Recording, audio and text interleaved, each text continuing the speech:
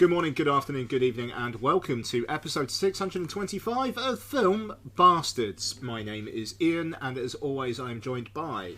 Becky, hello everybody. I'm Mark, hello everybody. Hello, one and all. This week, I will be questioning quite a lot of podcast recording stuff in Undertone. And you two maybe as well. Yeah. We'll also be reviewing... We didn't talk about this last week, so I completely forgot it was coming out, because it just got shit out on Apple TV. But Keanu Reeves has got a new film, and it's directed by Jonah Hill. We're going to talk about Outcome, and we're going to do a catch-up review of Saipan, or as it seems to be known on Amazon Prime, Saipan, Keane versus McCarthy, which might have been a better title for the film. Yeah, I just think Keane versus McCarthy would have been a better title for the film. It's probable that one of them was like, no. Yeah. I did like the thing at the start where it was just like, this could all be made up bollocks, but it's probably not. But It kind of is, but you know what? It probably isn't. Just don't tell anyone. That disclaimer at the start was good. We'll talk about all of that. There's been quite a few trailers and a bit of movie news stuff as well, just coming out of CinemaCon that I think is worth addressing. But we are a Pod Syndicate podcast. Please do listen to like-minded shows such as Chinstroker versus Punter, which I think I've been a little bit rude about on mic about their absence of episodes, and Mike has said some stuff, not in response to that, but where it's like, all right then, fair enough, and I will leave it there. So apologies to Mike and Paul. Also, The Good, Bad, The Odds, Rewatch Project, Entertainment Landfill. There you go. Watch them, listen to them, support them.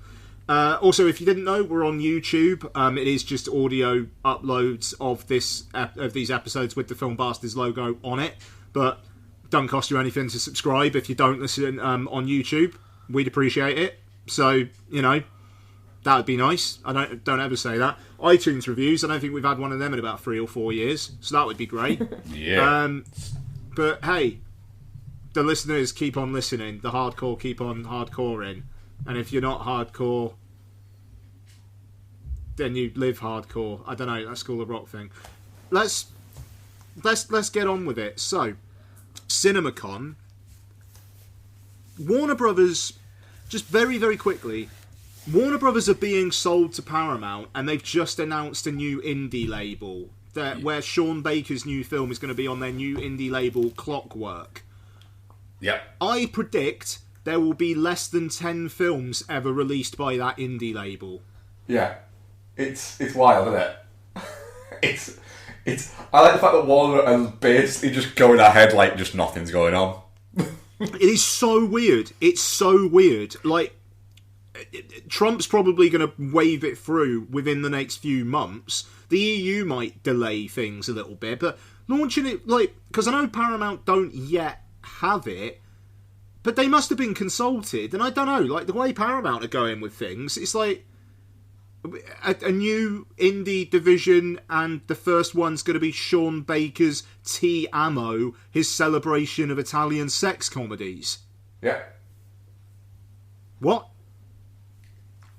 But hey, great for Sean Baker. You get that fucking bag, even though you also do a lot of stuff for the Saudis at their film festival, which is conveniently not talked about very much. Yeah. Anyway, Warner Brothers also going very IP heavy. We are getting a Weapons prequel, Gladys, written and produced by Zach Cregger, but not directed by him. That's just a bad idea. I heard on a podcast the other day, and I haven't seen it anywhere else, but it was The Big Picture, and Sean Fennessy's very well informed, that it's going to be that Phoebe Diviner, who's been in things. No, starring as Gladys. She was in that Fair Play one, the one where it was like the couple, and then she got the promotion, and she was the lead in that. I think she's been in TV stuff. You can't bottle lightning twice. I mean, fair play. Cregger is fucking get in his bag while he's hot. You know, he's got the film he's directing for New Line, The Flood. They also announced that. And obviously the Resident Evil trailer was at CinemaCon, but isn't online yet at time of recording. But a Weapons prequel, dude. What? Maybe just don't. Yeah. Yeah. It would be, I don't know, it would be cool if it's just like this fucking scuzzy, grimy, 80-minute long thing that's just like her killing kids or something. Like, if it's like they're just going to go really fucking gnarly, maybe there's something there. But my worry is it will be almost like prestige horror. Yeah, if they just go like, I don't know, Maxine to what X was or Pearl and things like that, where just make it as a proper genre pick, it could be interesting. It just feels a little bit like, oh no, just don't fuck up something that was cool. Yeah, quite. Also Digger, apparently Tom Cruise in it's basically playing like a fat, rotund, short guy. Yeah. Cool. He'll probably win the Oscar. I've also heard a little bit of that in that movie John Goodman plays the president and has a big role, but not like a huge role, but one that might finally get him a little bit of awards attention. Yeah, never been nominated, has he? Never been nominated. And I get the feeling like if John Goodman gets nominated, he wins, and that is it's a bring the house down Oscars night.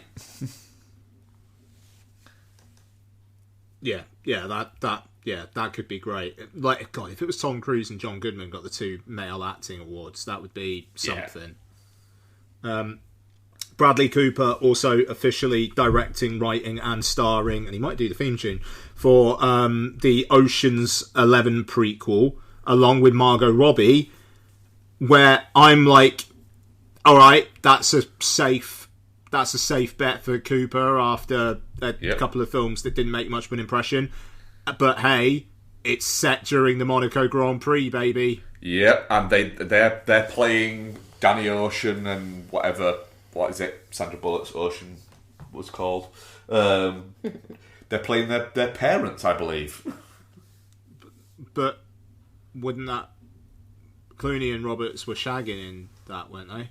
And it just like Clooney. I said Roberts, I said Bullock, didn't I? Sandra Bullock from what is it? From the Oceans... What? I might have mentally filled in Julia Roberts, mate. Apologies. Yeah.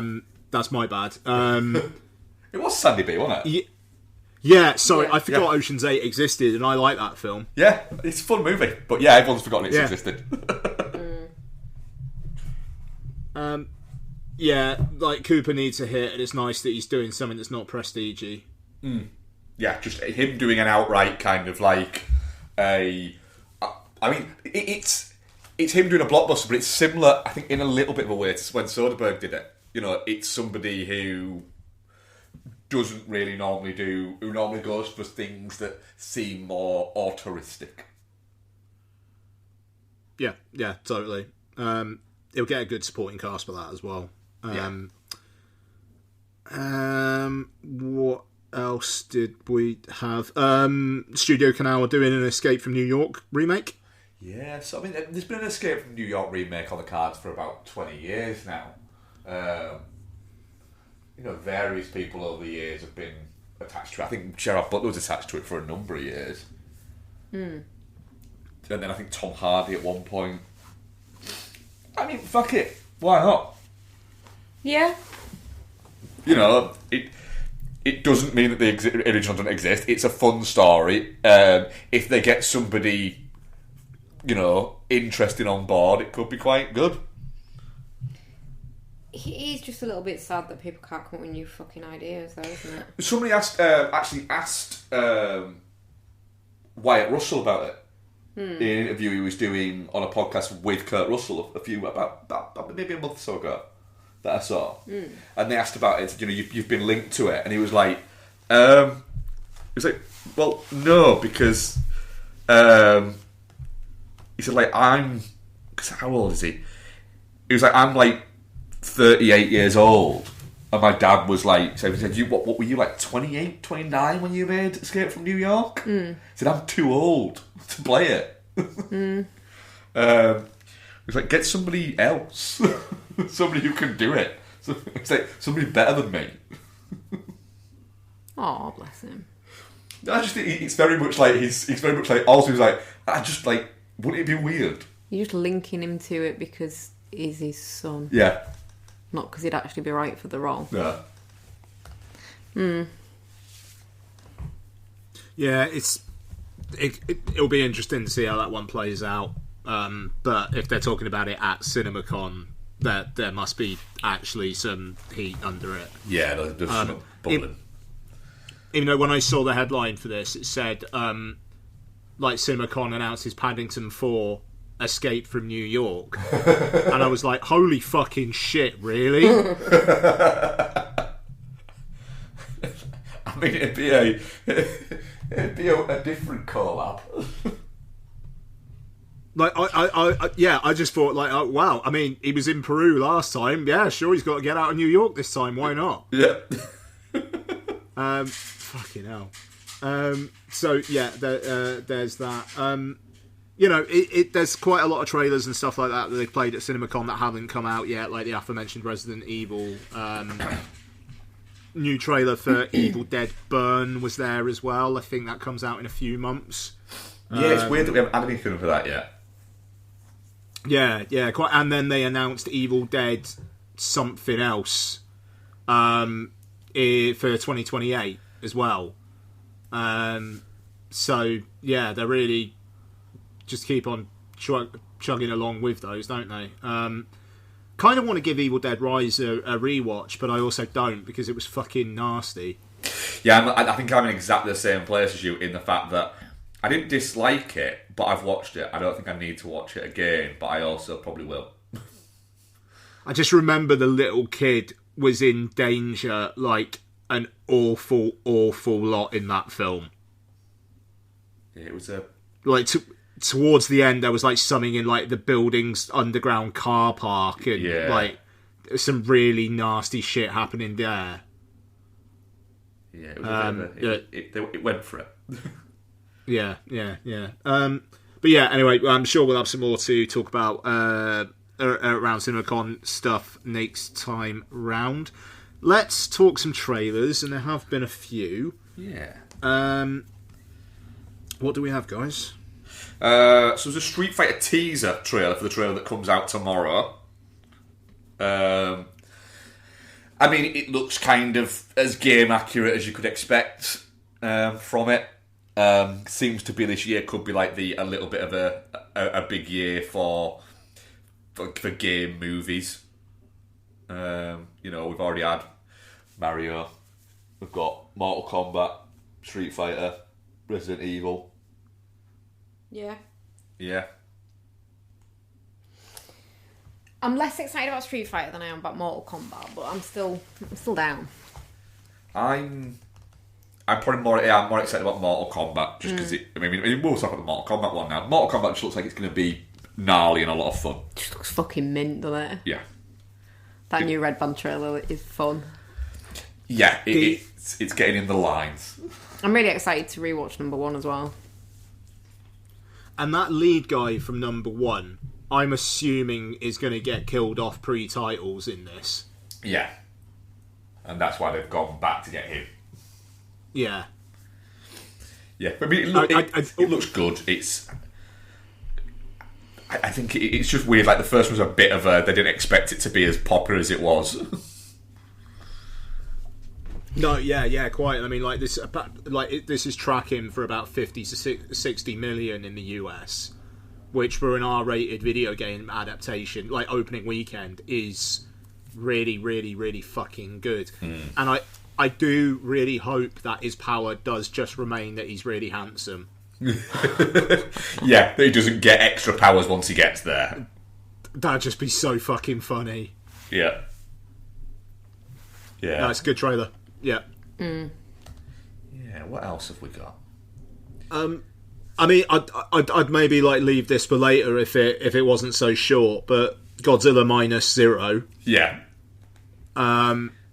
filmed for IMAX, the first Godzilla film to have that. So that's going to be something. And hey, he's going to New York. That's great. I mean, yeah, the New York bit where he's walking past a lot, is it? And it's just, I just like the fact that it's still just that Godzilla. It's not. They're still just doing no. It's just the Godzilla with his proper Godzilla face on. Yeah. just not giving a shit. Yeah, I mean, it doesn't give you much, this trailer, because it is just a teaser, but the first one was good enough that I'm already in the bag for it. Yeah, that's so in the can for this motherfucker. Yeah. But yeah, Godzilla standing next to the Statue of Liberty is pretty sick. Yeah. Just, what a prick. Lovely guy. Yep. Alright, there's about 15 different horror movie trailers as well.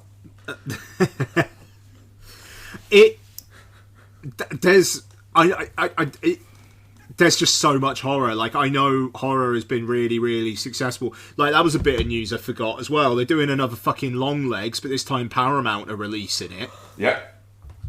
Like, what? I don't need another Long Legs. Nobody does. Nope. It needs to be him going around being a freaky fucker. Like, that's it. It just... None of this following Micah Monroe bollocks. Just, like, let's just have Nicolas Cage talking in that fucking voice for 90 minutes. Yeah, just randomly. And then just like a big, long going, jackass skit. yeah, exactly. And then everybody just leaving it going like, well, no, actually, I didn't want a Long Legs too, did I? Fucking Osgood Perkins is the luckiest motherfucker working in Hollywood right now, I swear to God. Yeah, he's very much he's down at getting his name out there. He's made a career based on the Long Legs marketing. Yeah. Wild, isn't it? Yeah, anyway. But yes, horror trailers. My best friend's Passenger. My best friend's dead. My best friend's dead. Yeah. Um, This looks shit. Yeah, it does look shit. Do you know what, though? Right. Go on. Alternative perspective. Zombie movies should look trashy. And this looks trashy. It looks like and it looks kind of fun. It does, but it also looks like a DVD from 2002. But I don't That's care my about issue. that. Zombie movies... Okay. Zombies as a concept are a bit shit for movies. Like, it is quite played out. And the funky looking makeup and the fact that it looks a bit cheesy, I'm here for that. I don't need prestige horror. Oh no, I agree with you on that. I'm all for trashy horror. This just looks it looks poor. No, I disagree. I think it looks fun. Fine. I'll watch it with you. Yeah, you will. I know. Do as you're fucking told.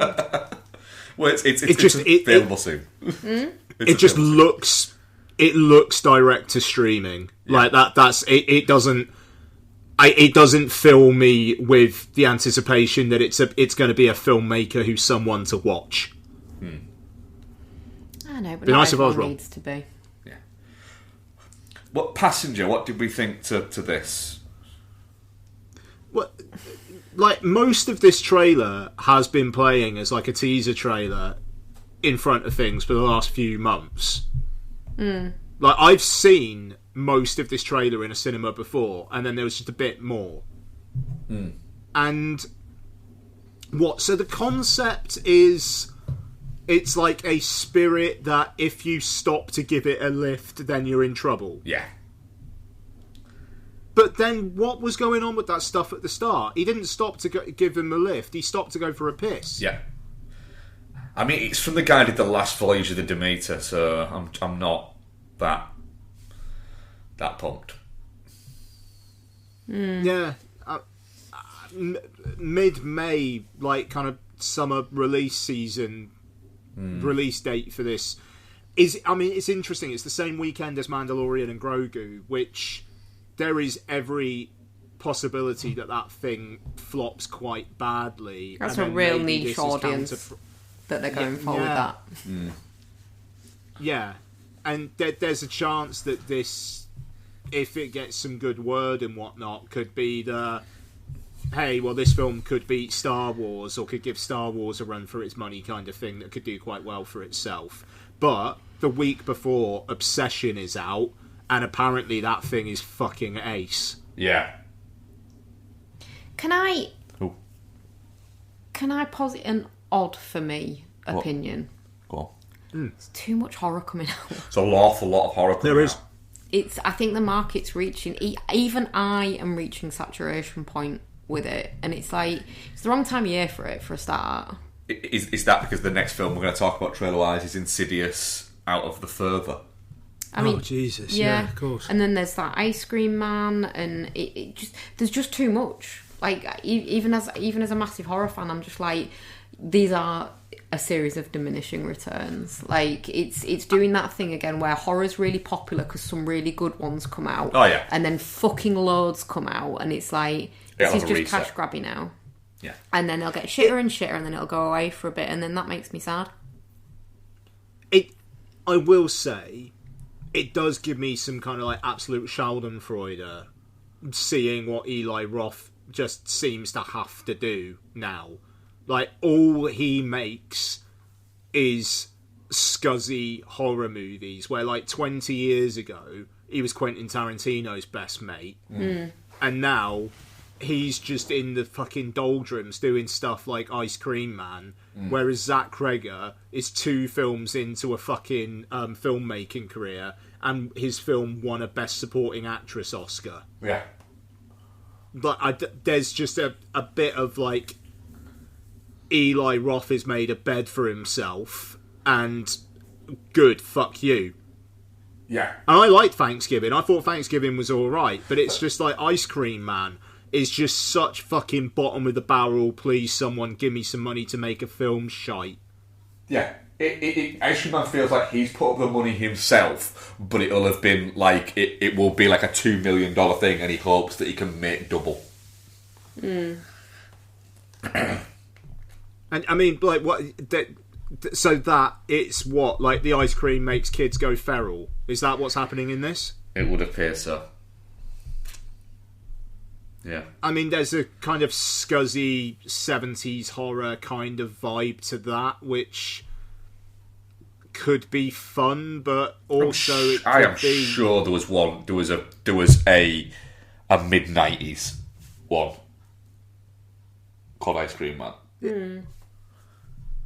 Yeah, I think there was. I don't know. It just, like, this looks like it's made for people younger than me.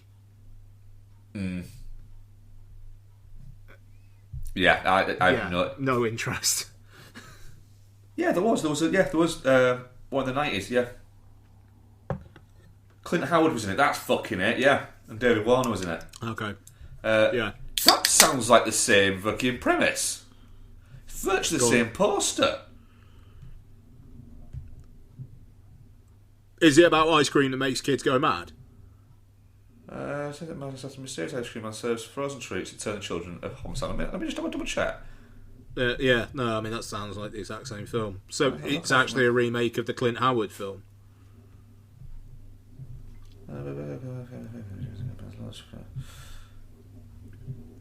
I mean, I just genuinely like the fucking... I think it's a slightly different premise, but those posters are basically identical. Yeah, no interest. No. What I mean, Insidious. Insidious. Is it the 34th or 35th Insidious movie? Just the fact that they're now doing, but what if they come into the real world? It's like, oh, fuck me. You could do another 10 of these then, couldn't you? Yeah, it's the fact that Lynn Shear's turned up again. It's like, I don't care. Do you know what? I actually think this looks quite good. It just seems a little soon to be doing a requel. Is it a requel? Well, it's just I think it's just set the same universe, isn't it? Well, it's a sequel because it's a continuation of the universe, but it's with a whole set of new characters. So yeah, it's a requel.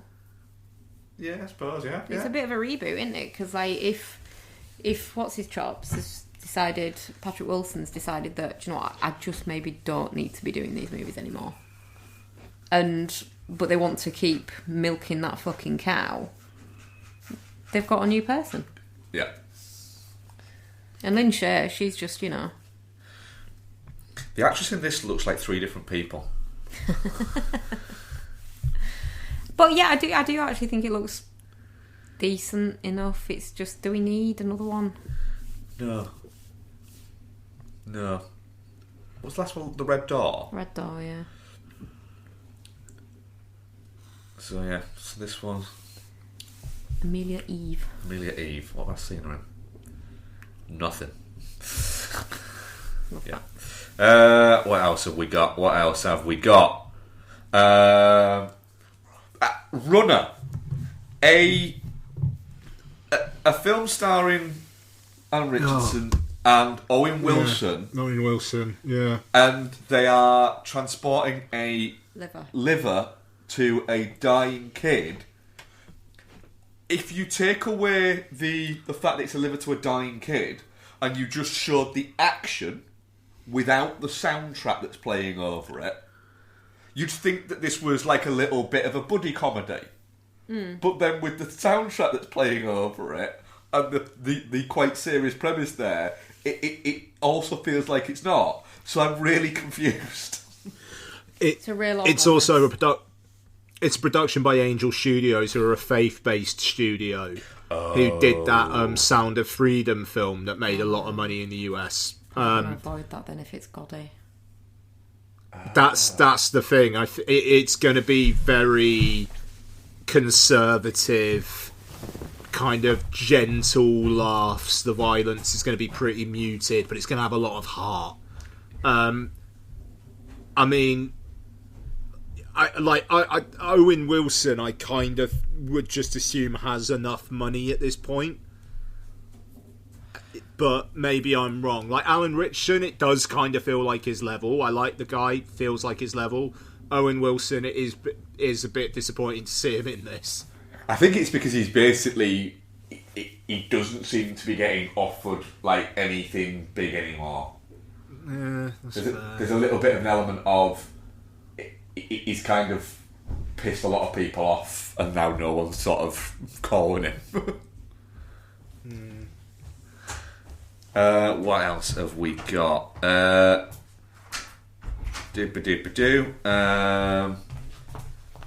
Hunger Games: Sunrise of the Reaping. Nah. I thought it was quite a stylish trailer. It is, but it looks like the film's going to be like nearly 3 hours long. Yes, it does. The lead guy, he's got some real fucking skin job energy. That one, yeah, yeah, he does, doesn't he? Like, it feels like they got that cast all around him, just so it'd be like, just ignore him. He'll be on screen for a couple of minutes, and then you'll get Elle Fanning and Jesse Plemons and fucking who's playing the host, who I thought was Jason Schwartzman, but it's not. Kieran Culkin. Kieran Culkin. Yeah. Glenn Close is there. It's an insane cast. Yeah, he's... I mean, it's a guy called Joseph Zadar going up against McKenna Grace.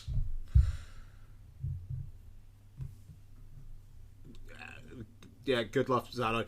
Ray Fiennes is in it, for fuck's sake. Yeah. Like, what's going on? The thing is, Lottie is now really, really, really into YA dystopia, so we will be seeing this as a family in the cinema in November, and she will probably fucking love it. So I may be biased for this, but yeah, man, I could see why Becky was just like, no. Yeah, I mean, I'm just... Largely because I don't want to watch, what was it, Songbird and Badgers. The Ballad of Songbirds and Badgers is alright. Yeah, I don't like her though. Yeah. So I won't watch it. It's 2.5 hours Regular. long. That's my only issue. Is it's 2.5 hours long. Do you know what I will watch? What I really will watch? I will watch Mutiny. Just before we get into Mutiny, Cool. The Fifth Wave's good if she's into YA stuff. The Chloe Moretz one. The Chloe Grace Moretz one. Yeah, no, I should try her out on that, actually. Yeah, it's good. It's a good book. Yeah, It's a better book than it is a film, but it is a good film. Alright, nice. We will talk more about YA later in my What We Watched. Mutiny. Yeah. I mean, it looks like it's going to be more straight up kicky punch than Shelter was, which maybe I'm glad of. And it's just a good trailer as well. It's a good trailer, like, isn't it? The use of music and the way that title kind of comes in at the end, and that trailer stands out. Yeah, somebody had fun making that trailer. Yes. Yeah, it was a good. Like you say, it was a good trailer. Do you know what amuses The me? tagline on the poster is great as well. Sorry, Bex. Just the tagline on the poster. There's blood in the water. Yeah. Nice. Good. That's all you need. Sorry, Bex. No, Statham movie is a genre to itself at this point, isn't it? Yeah. It's just funny. Yeah. Like, literally, he just knocks out like 2 of these a year. Yeah. And, like, I saw an interview with him and he was talking about it, and he said, I basically make like 2 or 3 movies a year. If I've got like a big movie, it'll probably just be that one movie. I do these. He said, I'm working often with the same people. He said, it's good fun. It's that. He said, I don't really worry about how they do at the box office or anything like that. He said, I don't even need to do that much marketing behind them. He said, I'm really glad that people go and watch them, and I hope people enjoy them. It's like, fair enough, mate. Yeah, he makes his nut, and he doesn't seem to be doing anything too fucking dodgy. Like, he's not turning up at shit with like Trump or going to UFC fights with him or anything. You know? So he just he very much seems like he does his movies and then he just goes back home to his wife and he just looks after his kids. Fair. And that's it. I think he's very savvy in the fact that he doesn't ever get involved in anything. Yeah. He doesn't really have social media or anything like that. He just very much is. No, I've got a very good ride here. The minute I kind of like come out of that, I might end up losing this, and I don't want it. Yeah. Yeah. Any others? don't think so. Yeah, I think that's it. I think that's it for what I think we've got. I think. Yeah. All right. Okie dokie. Let's just get outcome done. Yeah. Let's just get it out of the way, and we can move on. And I'm saying that as someone who probably liked it more than most for some fucking reason. Co-written and directed by Jonah Hill, starring Keanu Reeves, Cameron Diaz, Matt Bomer, and Martin Scorsese. Follows Hollywood star Reef Hawke as he is forced to confront his problems and atone for his past after being threatened by a bizarre video footage from his past. For context, I believe Jonah Hill had a bunch of texts of his leaked a few years back. He did, yeah, where he was a little bit critical and controlling of his partner at the time, wasn't he? Yes. Yeah. So, this is Apple TV funding some therapy. Yeah. Bex, that sounds fun, doesn't it? Right. So, obviously, Jonah Hill's lost an awful lot of weight. Yes. But he looks weird now. Yes. Is fake tanning to the point where he looks like he's doing blackface? I think he's got some part really of that is the character there, though. He's got some really alarming dentures going on, which, you know, whatever's led to that is what it is. But the very dark skin, the weight loss, the big beard, and the shaved head. No disrespect, but he doesn't make it work, and it just looks unsettling in some way. But also, he used to be quite funny, and now he's shit. So he shouldn't be in things anymore. But also, he's a shit director. I don't agree with that. So he shouldn't direct things either. No, his first film was really good. What was his first one? Mid-90s. Mid-90s is a great movie. Sure. Genuinely, Mid-90s is a really, really good movie.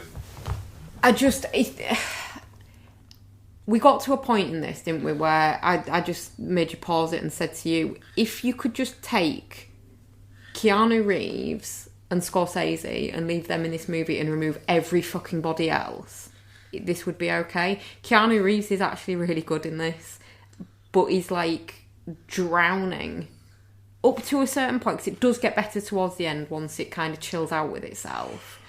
But he's just drowning in this fucking, not even mediocrity, it's worse than that. This like swamp of shit.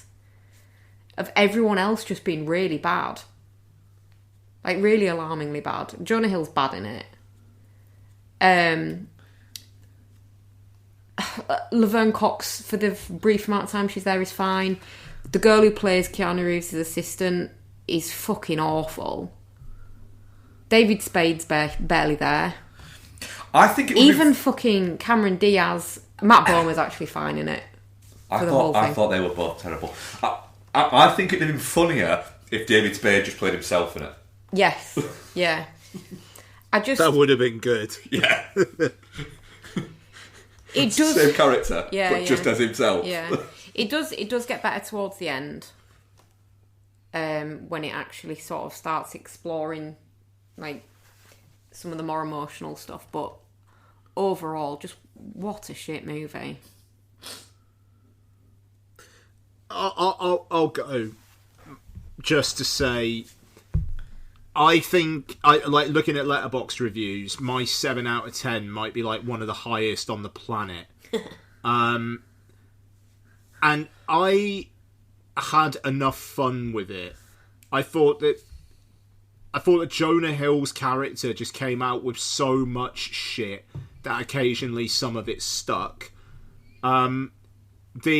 Him and Roy Wood Jr.'s conversation genuinely made me laugh a lot. It was bold to use a real life event that happened. Like, just like and just. But you'd believe that like a crisis agent PR person could potentially do something like that if they were like on enough drugs. Yeah. And I kind of liked how bold-faced it was. Like the whole Kanye stuff was interesting and oddly timely. And you know, I thought it did have some insight at points, but it is also I thought it was quite repetitive in its structure. The realization at the end, all right, cool. Like, what? Why do I care? Why does anyone care? And it felt, like I say, it felt like a therapy session and not a film. And it also didn't help that it kind of looked like it was shot, like none of the stuff in like Keanu's beachfront apartment looked like it was shot anywhere real. No, it looked like they were all in front of a green screen. It was really weird looking. Yeah, it feels like the apartment, the like chalet bungalow, whatever it was supposed to be, like that was real, but it wasn't actually. The deck that they built at the back was a little bit of a set that just had a big green/blue screen at the back, and they went, just put a fucking beach on it. And but I almost feel like it was made to look intentionally too fake, as like a stylistic choice. Comment. Yeah. In the sense of, I think that every character around him, pretty much, with the exception of a couple, are blown up. Like the best friends from high school, who essentially are kind of seen as hangers-on, but also like they do seem to still be friends with him. I think they annoyed me up to the point where their next appearance, after the bit where they're in the car together and they're doing the fake smoking. Yeah. They were annoying up to that point, but then after that, they got a bit more kind of teeth. Yeah, they did kind of calm down. Yeah. And the bit where she has a go at him is great. And the bit where he's like, why are you still here? I ordered food and I already paid on the app. I like that. That was funny. Yeah, well, maybe somebody said to Matt Bowman and went, "You've spent years not being this guy in films. Please don't do it now." Yeah. I am a lot closer to Ian than I am to you with it. That's fine. In the sense that I do think it's shit, but I think Reeves is good in it. Yeah, he is, yeah. That scene at the end where he rings Martin Scorsese and he's just like, just got to say hi, see how you are, how's your day? What's your angle? What do you want? That's funny. Yeah. And the Scorsese bit of Scorsese, like, when he's apologising and he's like basically just like laying it out, if you're still with me, I failed. Yeah. I get why you left, I just wish you'd called, kind of thing. But their two scenes together are the best bits in it. I like the last time we spoke. The last time we spoke was the last time we spoke. Like, I like that was a good line. Yeah, there's bits like that.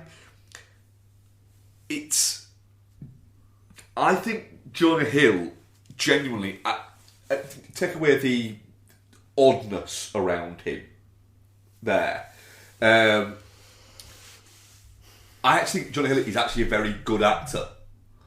I think the issue is I don't think he's as funny as A, he thinks he is, B, wants to be, or C, he has paid people to tell us he is. Do you know what? I actually disagree with that. I actually think he's a really good comedic actor, but I think it's very, very difficult for actors/actresses that lose that amount of weight, that are known for being the funny fat guy or the funny fat girl, to then know what their identity is. And Jonah Hill does seem to be struggling with, right, I'm funny, but am I just the funny fat guy? And like where he sits within the world, not with that physicality. But the reason why I think I agree he is funny, but I don't think he's singly on his own funny. I think he needs somebody to bounce off. I think most people are like that, no? There are some people who are just funny. You look at, like, for instance, Jim Carrey is just funny. He didn't need someone to bounce off. Well, I think Jonah Hill needs someone to bounce off. So if you look at something like the 21 Jump Street movies, for instance, Channing Tatum's the funnier one in those movies than Jonah Hill is. And then if you look at something like Superbad, you know, I know you don't like it, but the funniest person in Superbad is Christopher Mintz-Plasse, who, famously now, the story is that Jonah Hill basically tried to get him fired from it because, and like Jonah Hill's never confirmed this, but Michael Cera's basically said, yeah, that's just fucking true. When they were doing rehearsals, Jonah Hill was basically trying to be a little bit of a dick to him and was being a bit of an arsehole, but Mintz-Plasse was just funnier than him and would just keep on just knocking back at him because he just thought that they were just riffing. Yeah. So when he put him down, he just put him down a little bit more, but he kept getting him. And the reason why he got kept in is like, no, because he's fucking funny. Yeah. It's funny. But then when you take something, for instance, like Wolf of Wall Street, he's genuinely good in that movie. And then barely anybody's watched this fucking movie, but I think it's actually a great movie, is a movie called The Sitter. Now, Jonah Hill's not funny in that. Sam Rockwell is really fucking funny in it when he's with Jonah Hill in it. There's a whole running joke in that movie about Sam Rockwell's character having a ranking of his best friends, and he keeps on moving people up of his best friends. But the dramatic bits that he gets in that, the bits where he gets to Jonah Hill, where he gets to just like act in that, he's really fucking good in it. There's a really good speech that he gives Max Records, the kid who's been in nothing since that movie. Oh wow! Where he comes out, where basically Jonah Hill's character goes, "Can I just point out you're gay?" And he's like, "No, I'm not. I hate faggots." And they say, "No, you're gay." That's the F word. And he's like and he has this breakdown moment, and Jonah Hill gets to do this great little fucking speech to him about explaining why. Look, you are who you are. You know, it's gonna be shit for you in high school. It really is. But fuck it. It'll be great, and you're gonna smell great, and you're gonna dress great for the rest of your fucking life, and it'll be cool. But yeah, the next few years are gonna be shit. He's a good actor, but in this, the problem is he's constantly trying to be the outlandish, funny one. But the one bit where he's not intolerably shit in this is the bit where he's trying to get away to watch the game with his kid. And he's good in it because he's a good actor. It's a weirdness to it. It's a really odd thing. That I mean, it's very throwaway as a movie, and he's clearly just. It's clearly a lot of his mates. I think this would have been a better movie though if he'd directed it but not been in it. I agree. He wasn't in. Probably fair. He wasn't in mid-90s. They could have got a better person to play that role. Easily. Yeah, it's too outlandish. But I think he wanted to make something that was very black comedy. I think he wanted to be in it. But I also think that role should have been played by someone older than Jonah Hill is. Possibly, yeah. Yeah. And I think that feels wrong in the movie as well. Yeah. So what you're saying is it should have been Paul Giamatti? Sure. Yeah. I'd take that. Yeah. I mean, actually, yeah, that would be great.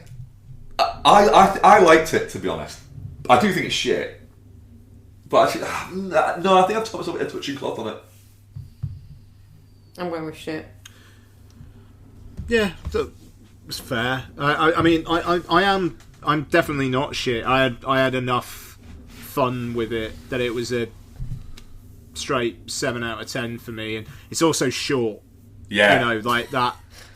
When one of the positives you can say about the movie is it's short. No, but because this movie should be short.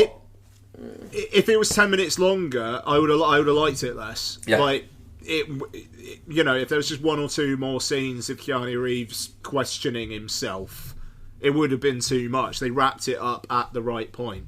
Yeah. It had the sense to just go, nah, this is enough movie. Yeah. Yep. Ooh, our audience poll. Audience poll. Oh, audience poll, yeah. Audience poll. People did watch it. Let's have a little look. Well, I just log back in there. And our audience poll was touching cloth 67% and shit 33%. Okay. Let's do it.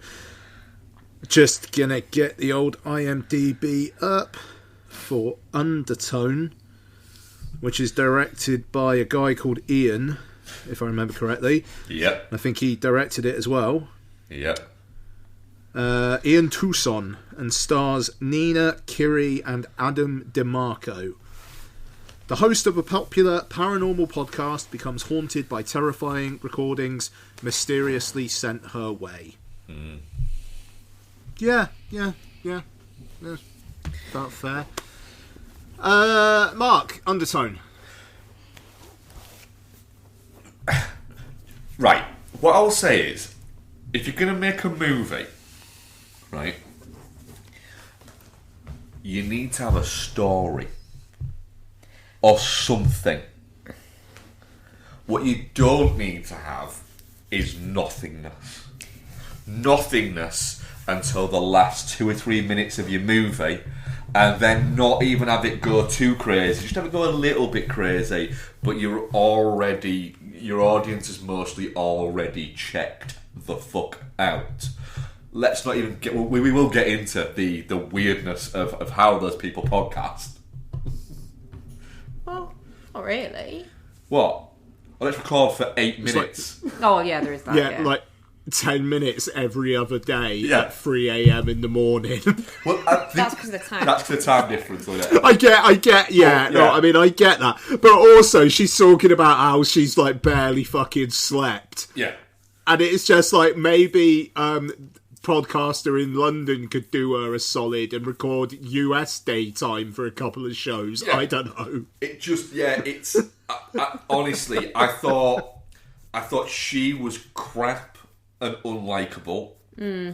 It was 94 minutes long and could have told exactly the same story in 8 minutes. It's not... It's a short film. It's a lot of padding to get... It's a lot of padding to get to... Oh, it's all fake and it was just because she's having a nervous breakdown. It's opening a pack of fucking Star Mix from Haribo and it just being the yellow bear, all of it, until you get to the bottom of it and you go, oh wait, there's a red bear at the bottom.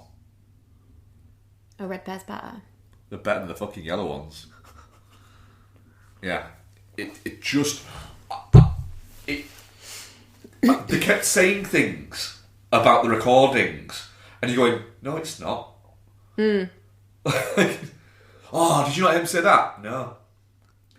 Oh, last time on the last one we listened to it, and you know there was all sorts going on, babies crying out. Like, no, there wasn't. You're just making shit up now.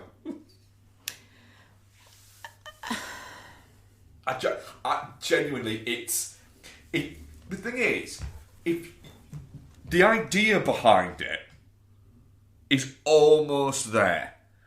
There is a good film, a good idea in having it where I thought that it was she sat down and the whole thing was one podcast recording and all this weird shit started happening while still recording this podcast, and it was like a haunted podcast kind of idea. In, like, real time as well. Yeah, in real time. Yeah. A little bit like... heavily influenced by something like Pontypool, which was a great movie. Yeah, for sure. So it can be done. And then I was instantly worried when it started out, and I was like, oh, there's a dying mother thing going on, which means it's going to keep going back to that thing going on. If I hear the word mama in real life anywhere, I am going to have to really control myself not to punch someone in the face. Yeah, I mean, I feel like at some point I need to track Ian Tucson down and then just punch him on the end of his nose, and he will look at me afterwards and go, was it mama? That's the mama thing, innit? I'm like, yeah. And he go, yeah, third time it's happened a day. Yeah. But, I mean, the thing is, it's the ending where it kind of very strongly insinuates that it was all a hallucination. It's all because she's had a miscarriage and her mother's died and she's just had a fucking complete breakdown and imagined all this shit.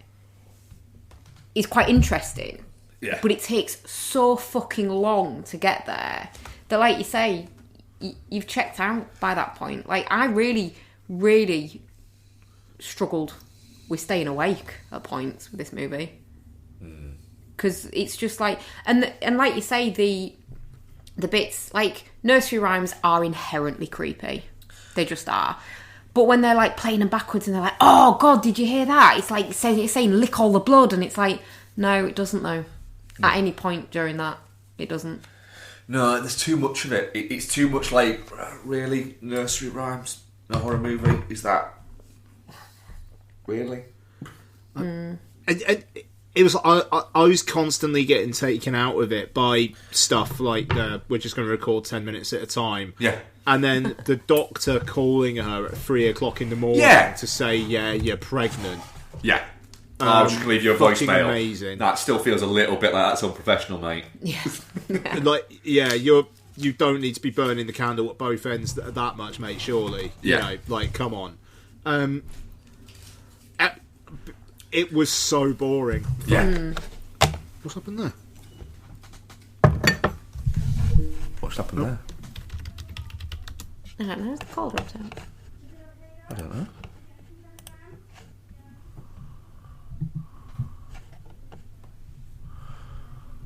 Hey, my recording my computer just completely went for like 5 seconds. Then that was really weird. I'm still recording. Are you? Yeah. Oh, God, that was really weird. Yeah, still recording. Oh my God, maybe this podcast. Maybe this podcast is haunted. Whoa. Well, that was more thrilling than Yeah, the it was, first yeah. 90 minutes of... The fact I was just saying it was so boring, and then it was like, no, I'm not. Right. You'll have to check the sound Oh waves yeah, and then do during that down reverse and period see if reverb it's and in stuff. I'm just going to do a quick 3, 2, 1 just to make sure Yeah, we're still yeah. all right. 3, 2, 1. So yeah, really, really boring. Really, really boring. And I was I saw this last night. Yeah. And I was really jonesing to go to the cinema because like this was the only cinema thing that we're doing this week, and I was really, really up for it.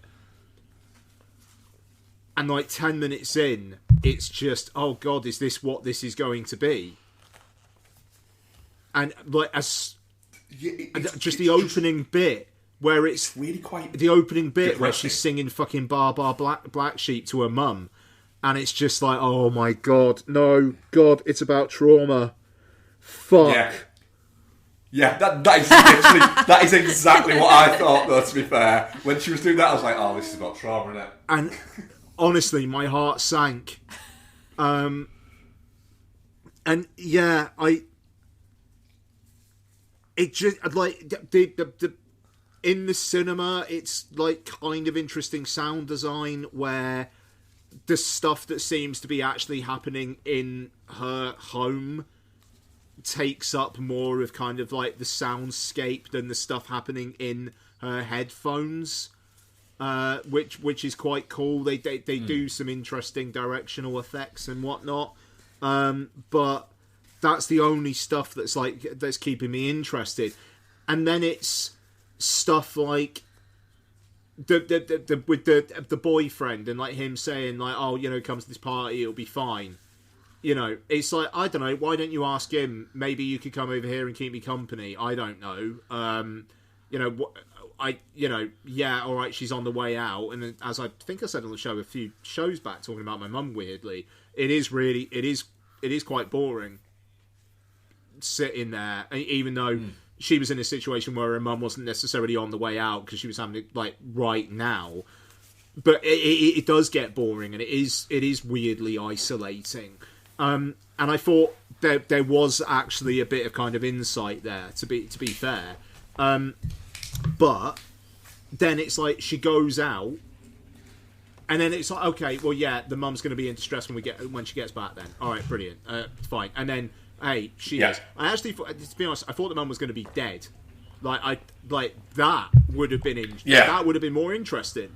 If now it's like she's kind of got the guilt of a dead mum there as well.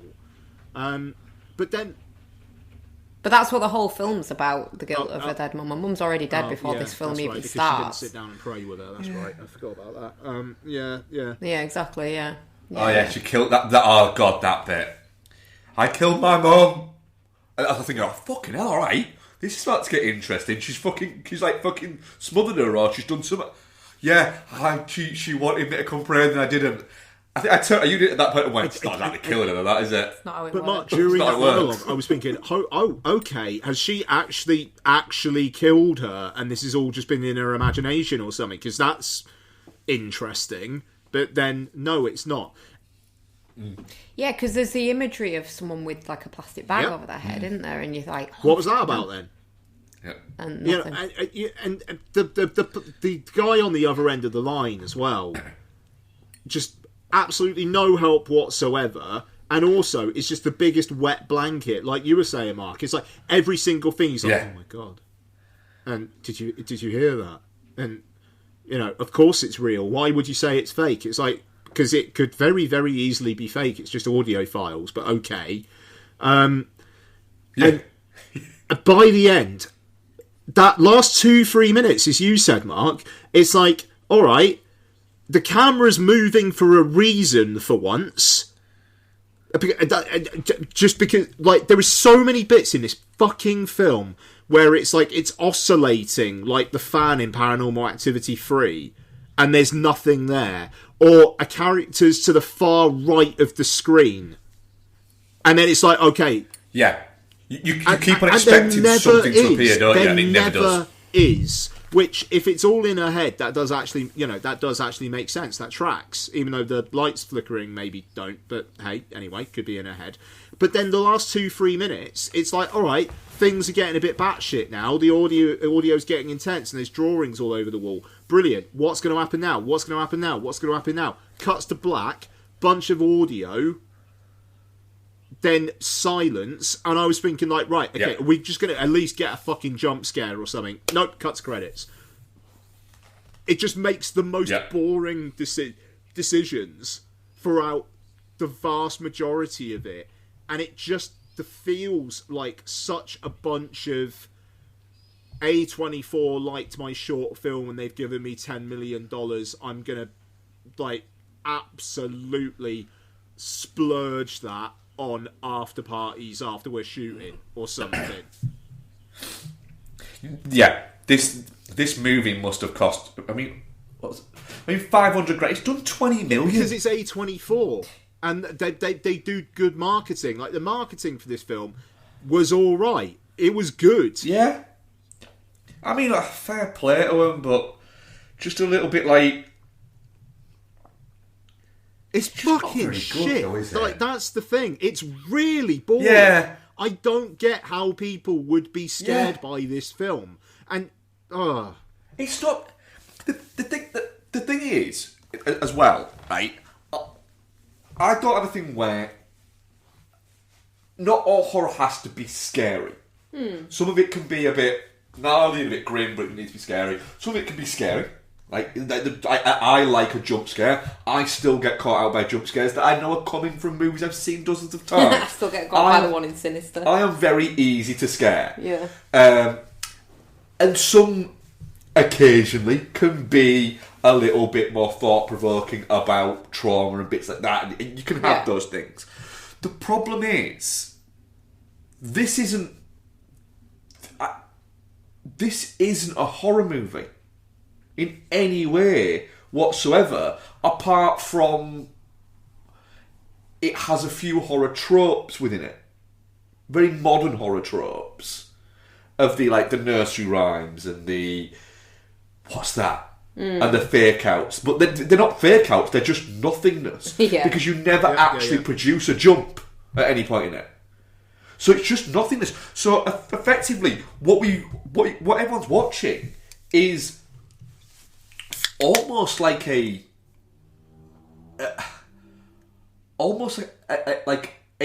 kitchen sink drama that has no kitchen or sink. That then, for the last 3 minutes of it, is the wrap up of a horror movie that didn't happen. It's the fact that it threatens to get interesting and then just stops. Yeah, but just fuck off. I mean, I don't know if it's a tagline or if it's a pull quote.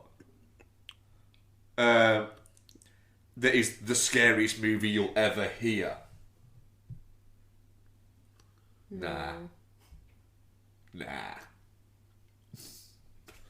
That's possible. I've heard scarier movies. I'll tell you what. The thing that made me laugh the most in this film, where she's talking, like, earlier on, she's talking to, like, the care worker or whatever, and it's like, no, she might hear you, we don't really know. And then in one scene, she's like, I'm gonna have a baby, mama, blah, blah, blah. And then 10 minutes later, she's on the phone to fucking, like, women's services or whatever, basically asking for an abortion in earshot of her mum. Brilliant. Well done. Yeah. I said that. Why tell your dying mother that you're having a baby, and then literally like, I hear you were arranging an abortion. Yeah. Just don't tell her. When we all know that with all the shit around you, that you're Catholic. Like, Yeah. Yeah. I mean, the fact this guy is doing the next Paranormal Activity, get ready for the most boring fucking 80 minutes of a fan going from one side of the room to another you've ever seen. Yeah. I think I've only seen the first Paranormal Activity. There are a couple of decent The third Paranormal one's Activity good. movies. There are a couple. Yeah. I think the third... Is the third one the... Because this is the 8th, I think, that he's doing. Did you guys say last week that the odd-numbered ones are good and the even No, numbers that's are the shit? Purge. Odd numbers are good and the even numbers are shit. Oh, even I think... No, yeah, 1, good. 2, bad. Has 1 terrific jump scare in it. Does 2. Terrific jump scare. 4, bad. Then is the Ghost Dimension 5? Because you got the marked ones, which is like the Latino spin-off. Which was kind of alright, because it was like it was like some shit about like giving them like powers and stuff, which was at least a little bit different.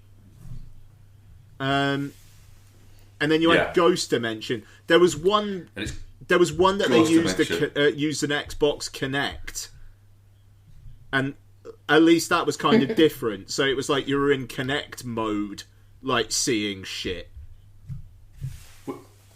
Was it Next of Kin that was Next to alright? Kin was that last one that William Eubank did. That was like the girl going to that like community in the middle of nowhere.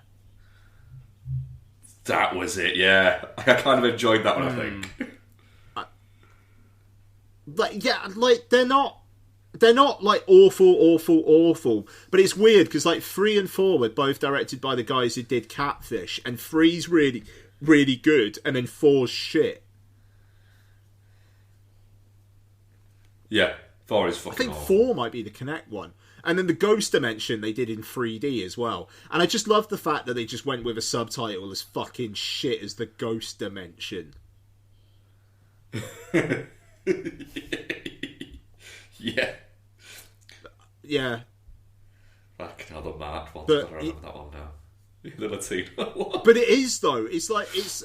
And then the end of that one, like, weirdly, has then referenced, like, has some shit that was going on in the first one was actually kind of influenced by what was going on in this one, which was kind of interesting. Yeah. Fuck, man. Maybe I need to rewatch some Paranormal Activity. I'm not rewatching. No, I mean I'm not asking you to. Like, don't worry. Like, I'm not trapping us in a Hellraiser loop again.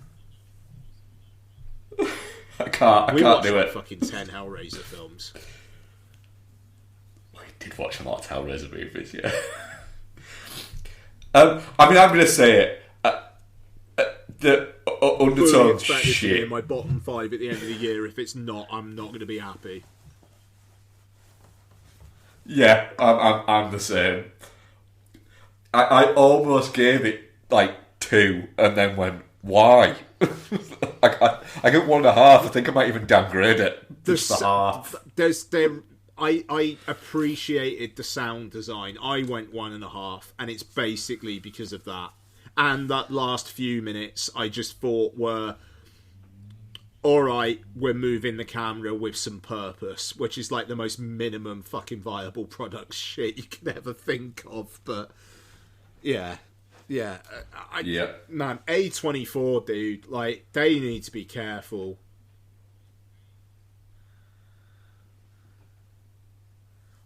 Yeah. I mean, our audience poll, that was 100% shit as well. Yeah, alright. Okay, let's talk about some better stuff. Guys, what you've been watching? Start with something better. Have you watched anything solo, Bex? You watched anything solo? I haven't watched anything solo, but we did mention last week Ian recommended the Exit 8 game. Yes. So I couldn't sleep one night and decided to get up at about 2 in the morning and give it a go. And no, it might have been 1. And I think it was later than that when I eventually finished it and went to bed. But yeah, really. And then you had to go, didn't you, the following day? Well, or watched me play it. I helped you play it. Yeah. Yeah, you did actually. And yeah, like, fascinating little concept actually. Like, it kind of reminded me a little bit of what's it, PT demo, of like walking through the same space and things changing. So like, but to the point where initially when I started it, I kept checking the doors and like I kept turning round and I was like looking at once you see the sign that's like look for any inconsistencies, it's like checking the number of fucking tiles and where the alarms are and things like that. But once you get to grips with what things actually potentially do change, it's still quite difficult though, isn't it? Like, you can miss stuff. And if you take a single step backwards, it resets you to 0. That's fucking frustrating. But yeah, just it builds a really good atmosphere, I think, for something so simple. Yes, it was fun. Yeah.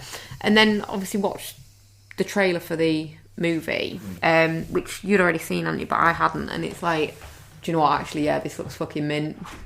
Having played the game, I think not having played the game, you'd maybe be a bit like, yeah, this looks interesting, but I don't really know what's going on. But having played the game, you're a bit more like, do you know what, I am fucking in for what they do with this. Like, yeah, you're a bit more clued in. Yeah.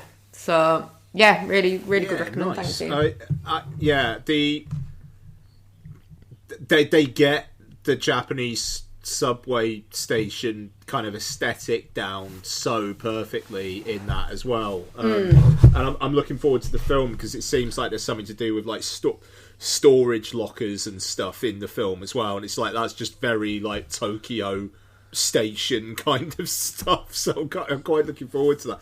Just the whole liminal space kind, like I just remember in Japan last year there was like one particular underground station where we were having some real difficulty finding the exit, and I was just like, this like feels like that game I've seen people talk about. And then we came back from Japan and I downloaded it, and like Lots and I had an absolute ball. I mean, like, how many anomalies have you got left?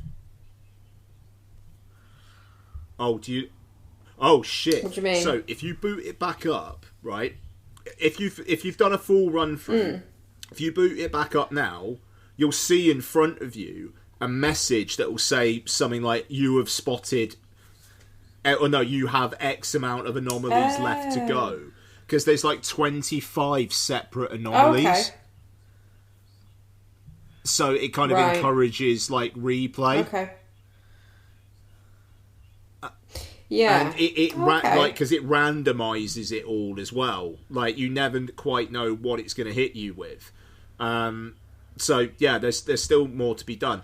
I will say just very quickly, I started Platform 8, the sequel, which is also on PlayStation Plus, and I basically noped out after 10 minutes, because this one, it's like, you've also at times got to do things in order for like the next carriage to even unlock. And it's like, so instead of just like looking for clues and stuff, it's like, and taking a punt on going forward, maybe I've actually got to work some stuff out as well. And I was just like, right, that's just an added wrinkle which is going to be too frustrating. And I just noped out. And I was talking about it with Lottie, and she was like, "Yeah, that's why I quit as well." You know, it was like, "Oh shit, okay," because she tried it with her friends before I'd even got around to it. So, Exit 8, yes. Platform 8, no. Okay. The only thing, sorry, what I've watched on mine, I've only watched one, and then we'll do our joint ones. But yeah, go for it. So the only thing I've watched on my own this week is I rewatched The Fall Guy, which I know is that a plane movie for you, Ian? Oh, mate, I've seen that film 4 times now. I mean, I think this is my second watch of it. Maybe third. One was a plane movie, yes. Going to Japan, funnily enough. Yeah. Yeah, it's... I liked it the first time. I liked it this time. I still maintain that it gets a little bit baggy in the middle. I think there's maybe one action scene too many. Or maybe not even one action scene too many, but maybe they go on a little bit too long. The truck chase one, I think, goes on a bit too long. That one. Oh, the one where she's singing against all odds. Yeah, that's fair. Yeah, I felt like I was drifting out a little bit there, but it's really fun. It's a really fun movie, and Gosling is in full like charm mode. Casting Aaron Taylor Johnson is. I just love the fact that he's very up for being like, well, you're like the star, but you're basically like a shit version of Ryan Gosling. I think is quite fun. In that sense, that it's quite a. He's very good at playing the character that he's playing.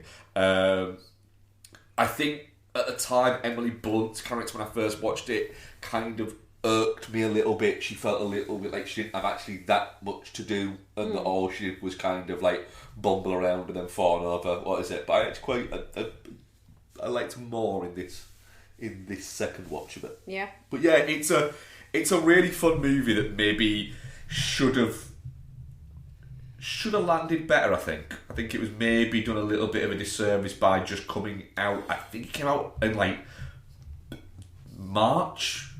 May. Around this time, I think it just maybe just didn't quite land the market or something. Pushed it into May because there was fuck all coming out that summer. When originally I think it was supposed to be like the first week of April. April. And I kind of feel like if you'd maybe put it in that slot, the expectations wouldn't have been quite as much, as opposed to like this is opening summer. Yeah, it was an odd one because it's really fun, but it just didn't seem to connect with people. I think it's maybe one that maybe should have done a little bit more. Yeah. Do you know what film does connect with people, Becky? What's that, Matt? The fucking Terminator. Fucking does. Yeah, we rewatched the Terminator, didn't we? We did rewatch the Terminator. Yeah. Terminator fucking slaps, doesn't it? It really fucking does, yeah. Yeah. And considering it's like 1 billion years old, like the effects in it are absolutely magnificent. Like I think it's weird to think this movie is a year younger than me. And you're old as fuck. And it's like, I know people. I know, right? I'm 1 billion years old as well. You're older than me. I know, thanks. But yeah, and I mean, people rag on the scene where he's doing the eye stuff, but realistically, for the time and for practical effects, that's. I think it really makes it creepier as well. And Sorry, the bit where he's just, yeah, 100%. And then he puts his glasses back on, and like you don't really see the shift when it goes back to his actual face. Yeah. It's really clever, and the bit where he's just like the metal man is mint. That's really fucking well done. But it's just a really great movie, and like, what's her name? Linda Hamilton. Oh, what's her name? Sarah Connor. Yeah. Linda Hamilton. Huh? Yeah, Linda Hamilton. Yeah, is really good in this. Like she's abrasive as fuck in the second one, and she's meant to be, but she's sweet and naive, and she does that well in this one. She does the confused, I don't know what's going on, but then very quickly realises, holy shit, this is actually real, but I can't deny it. Yeah, kind of thing. Yeah, just really good. And I think in a world where AI is actually a thing, rewatching this is kind of terrifying. To be perfectly honest, it's a little bit like. Like, guys, haven't you genuinely seen the fucking Terminator? Like, I was talking with someone at work about this, and we were like talking about the AI of everything, and there is actually like an AI platform called Skynet, isn't there? Yeah. I just thought that'd be funny. I'm just a massive fan of that. I mean, it's funny till it's not. I'm just a massive fan of that guy at the start. What the hell? What the hell? He's the best. It's just wild. So was Yeah, Cooper. yeah. Cooper loved it. Cooper did actually enjoy it. Cooper did watch it. He started watching movies a lot more now, hasn't he? Not just Point Break. Yeah. Now he's 6 years old. Yeah. You can really take him in. You can really take him in, yeah. His brain's matured to the point where he can, really get into the story. Yeah, I forgot that before he steals the iconic Terminator outfit, that he's just walking around in that fucking weird t-shirt and like trench coat combo. Yeah. That's interesting. I love the fact as well that he takes his fingerless gloves. Yeah, it's the whole outfit. Terminator knows how to accessorise. Yeah, he does. Yeah. The thing is, with the Terminator, it's a very, very, it's a fucking great movie. But as well, it's part of that, I think definitely for people of our generation, that film fans, it's one of those like big movies that you watched because it was on late on TV. It was on like after fucking news at 10, like 10:40 or 11:10. It was on one night and you fucking watched it, and then you talked about it at school the next fucking day you were in school, where you were like it had everything. It had fucking action, it had sci-fi, it had effects, it had tits, it had all these things in it. It was great.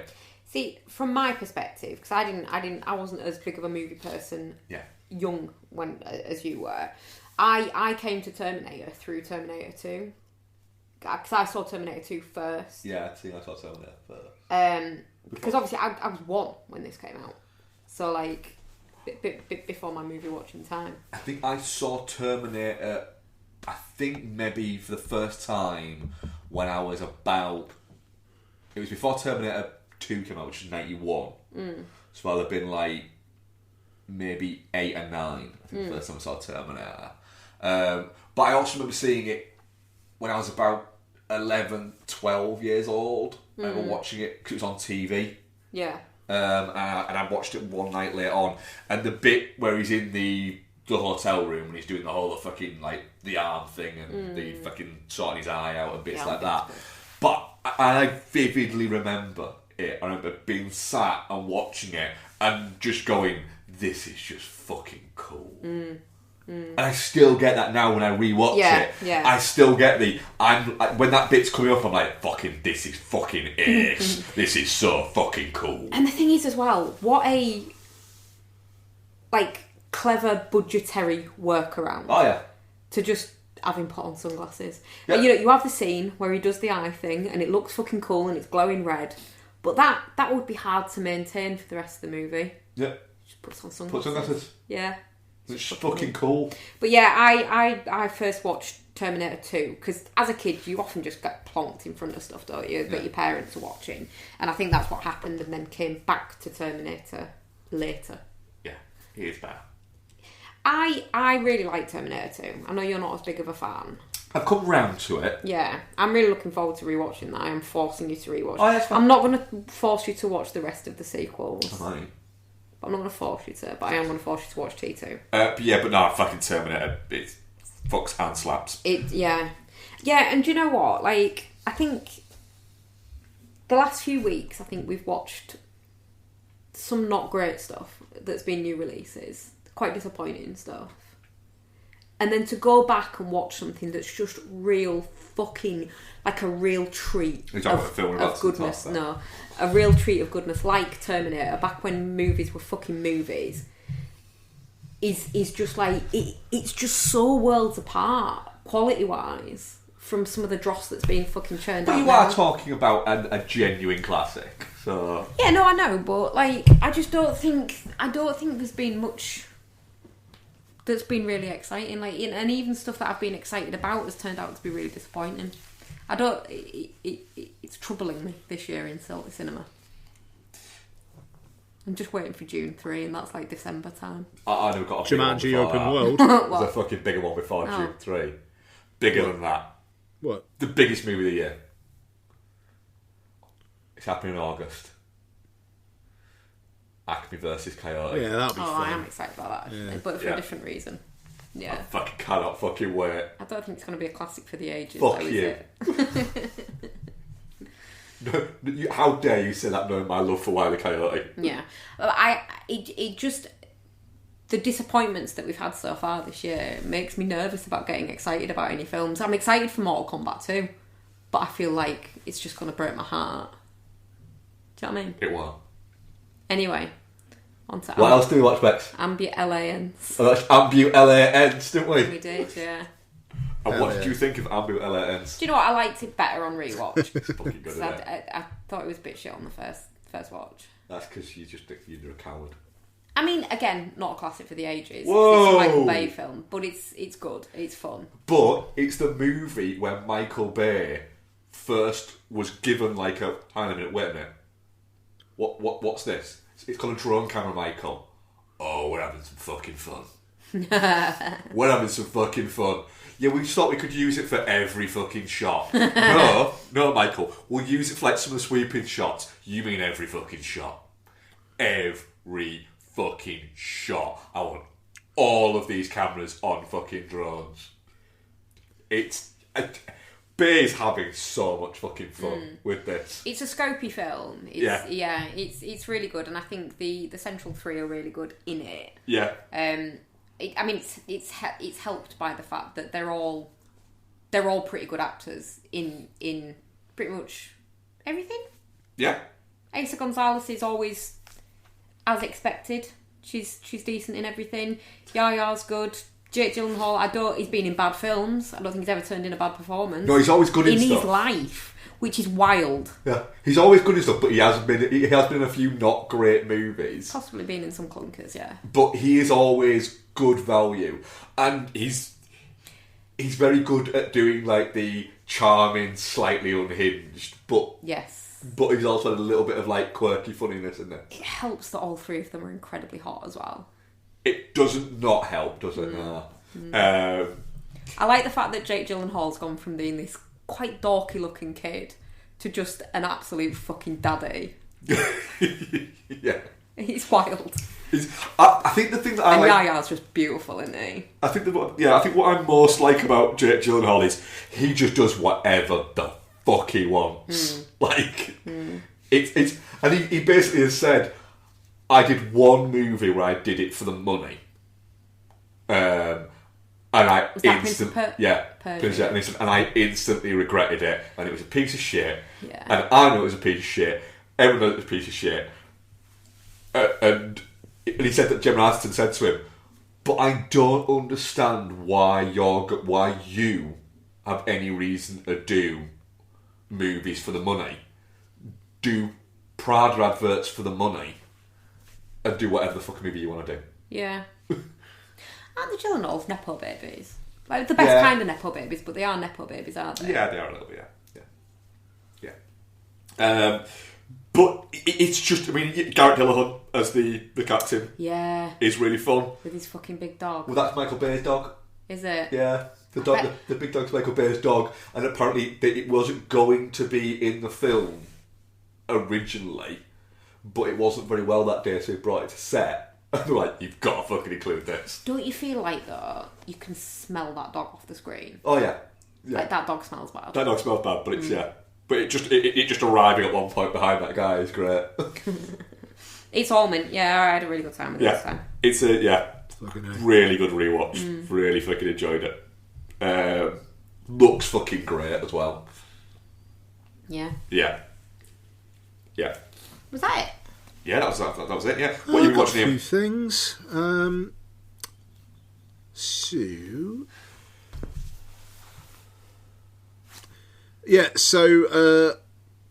Actually, I got two things. Oh fuck, yeah. Oh, I'm supposed to have got three main reviews. The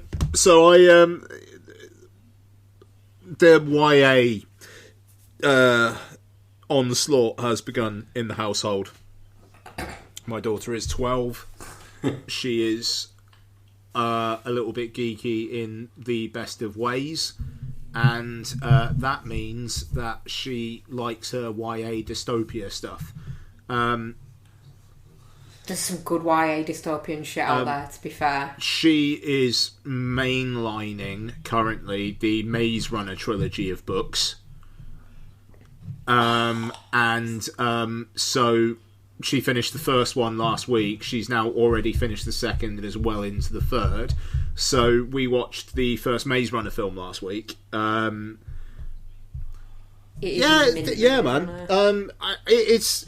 It's good.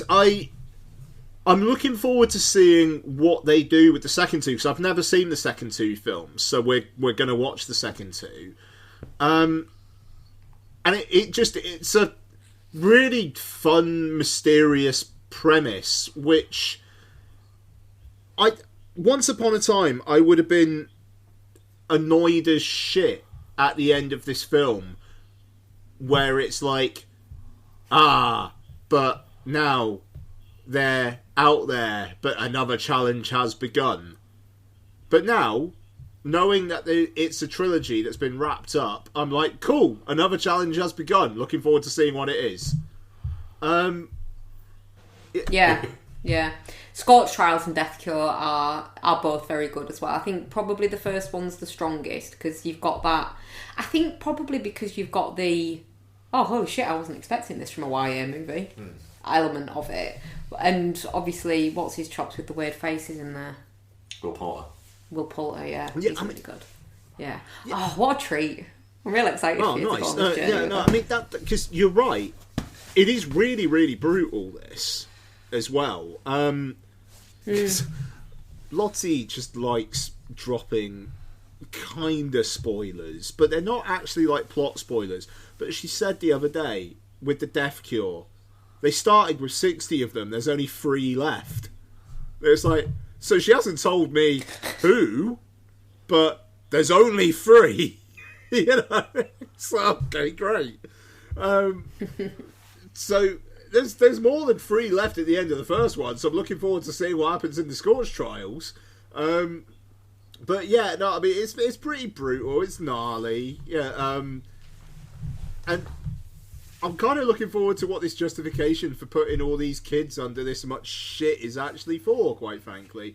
Also, all these films directed by Wes Ball, who is directing the Legend of Zelda film, which, that's... Yeah. Honestly, I'm pretty hyped for the Zelda film. It feels like they're gonna have to make that for a wider audience, and it's gonna have to be a quality film, because it's just not as instant a sell as Mario Brothers. It's not. So yeah, I'll talk about the other Maze Runners probably on the next show. Do you know what, I might also watch them. What are they on? Plus. Are they on out? Or have you got them? Are they on Disney Plus? Yeah. I might watch them. My only other one, because I like to rewatch them. Fucking A. Fackham Hall. I quite like this, actually. Real mileage may vary stuff. Letterboxd is full of I didn't laugh once. It's naked. But my thing for those people sometimes when they put that would be, quite. Have you ever laughed? It's Naked Gun does Downton Abbey. Like, it's constantly firing jokes off. And there's a bunch of shit that doesn't hit. But there's also a bunch of stuff that does. It's got... I mean, Catherine Waterston is in it. For some reason. Yeah. Damian Lewis, Thomasin McKenzie. You know, like Thomasin McKenzie's the female lead. And she's just doing really good deadpan silly shit. I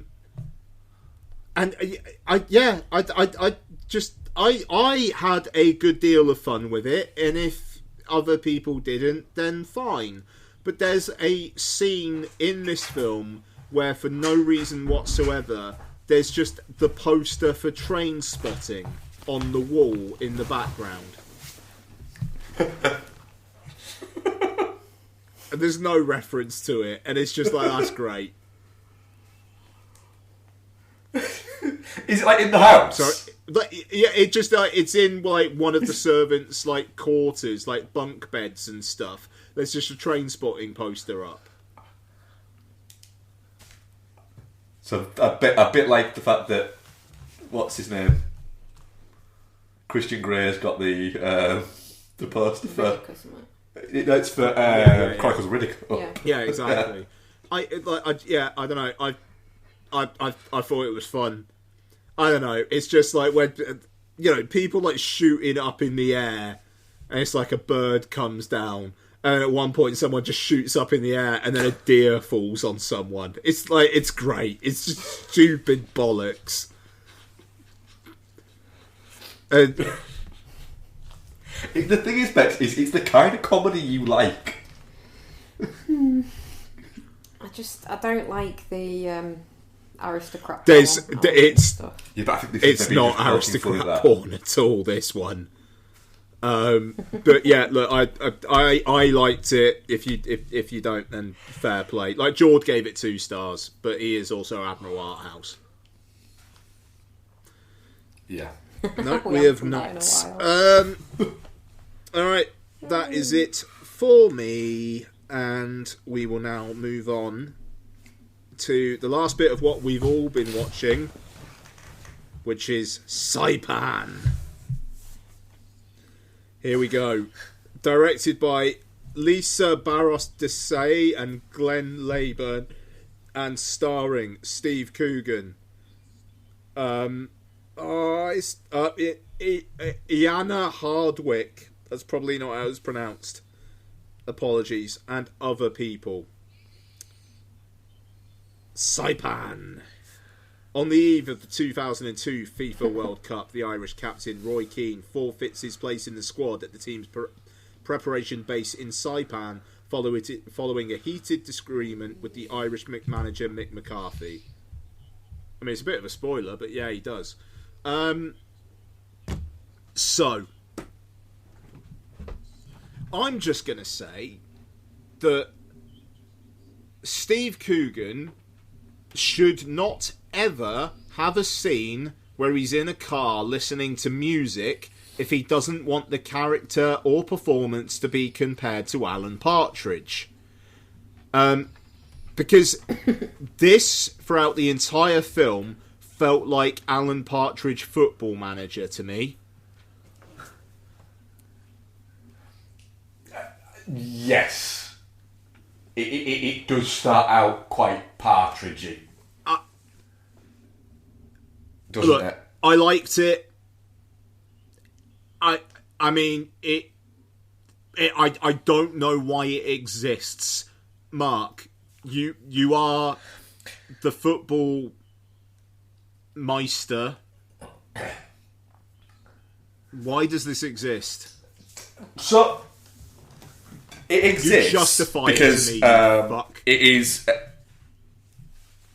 Okay, I can justify this. Yeah.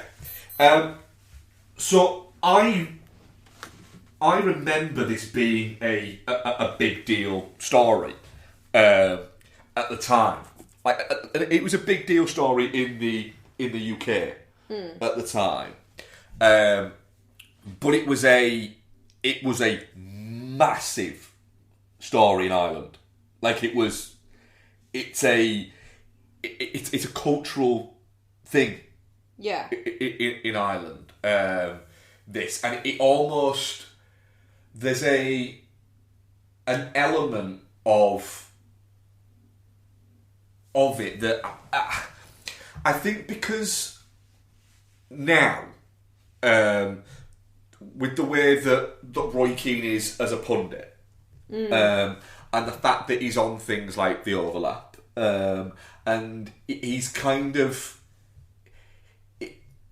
he's very cleverly made a persona out of his own kind of personality. Yeah. There. And he's able to kind of poke fun at the fact that his personality and his gender demeanour is quite funny, because he's not trying to win at anything. Now, but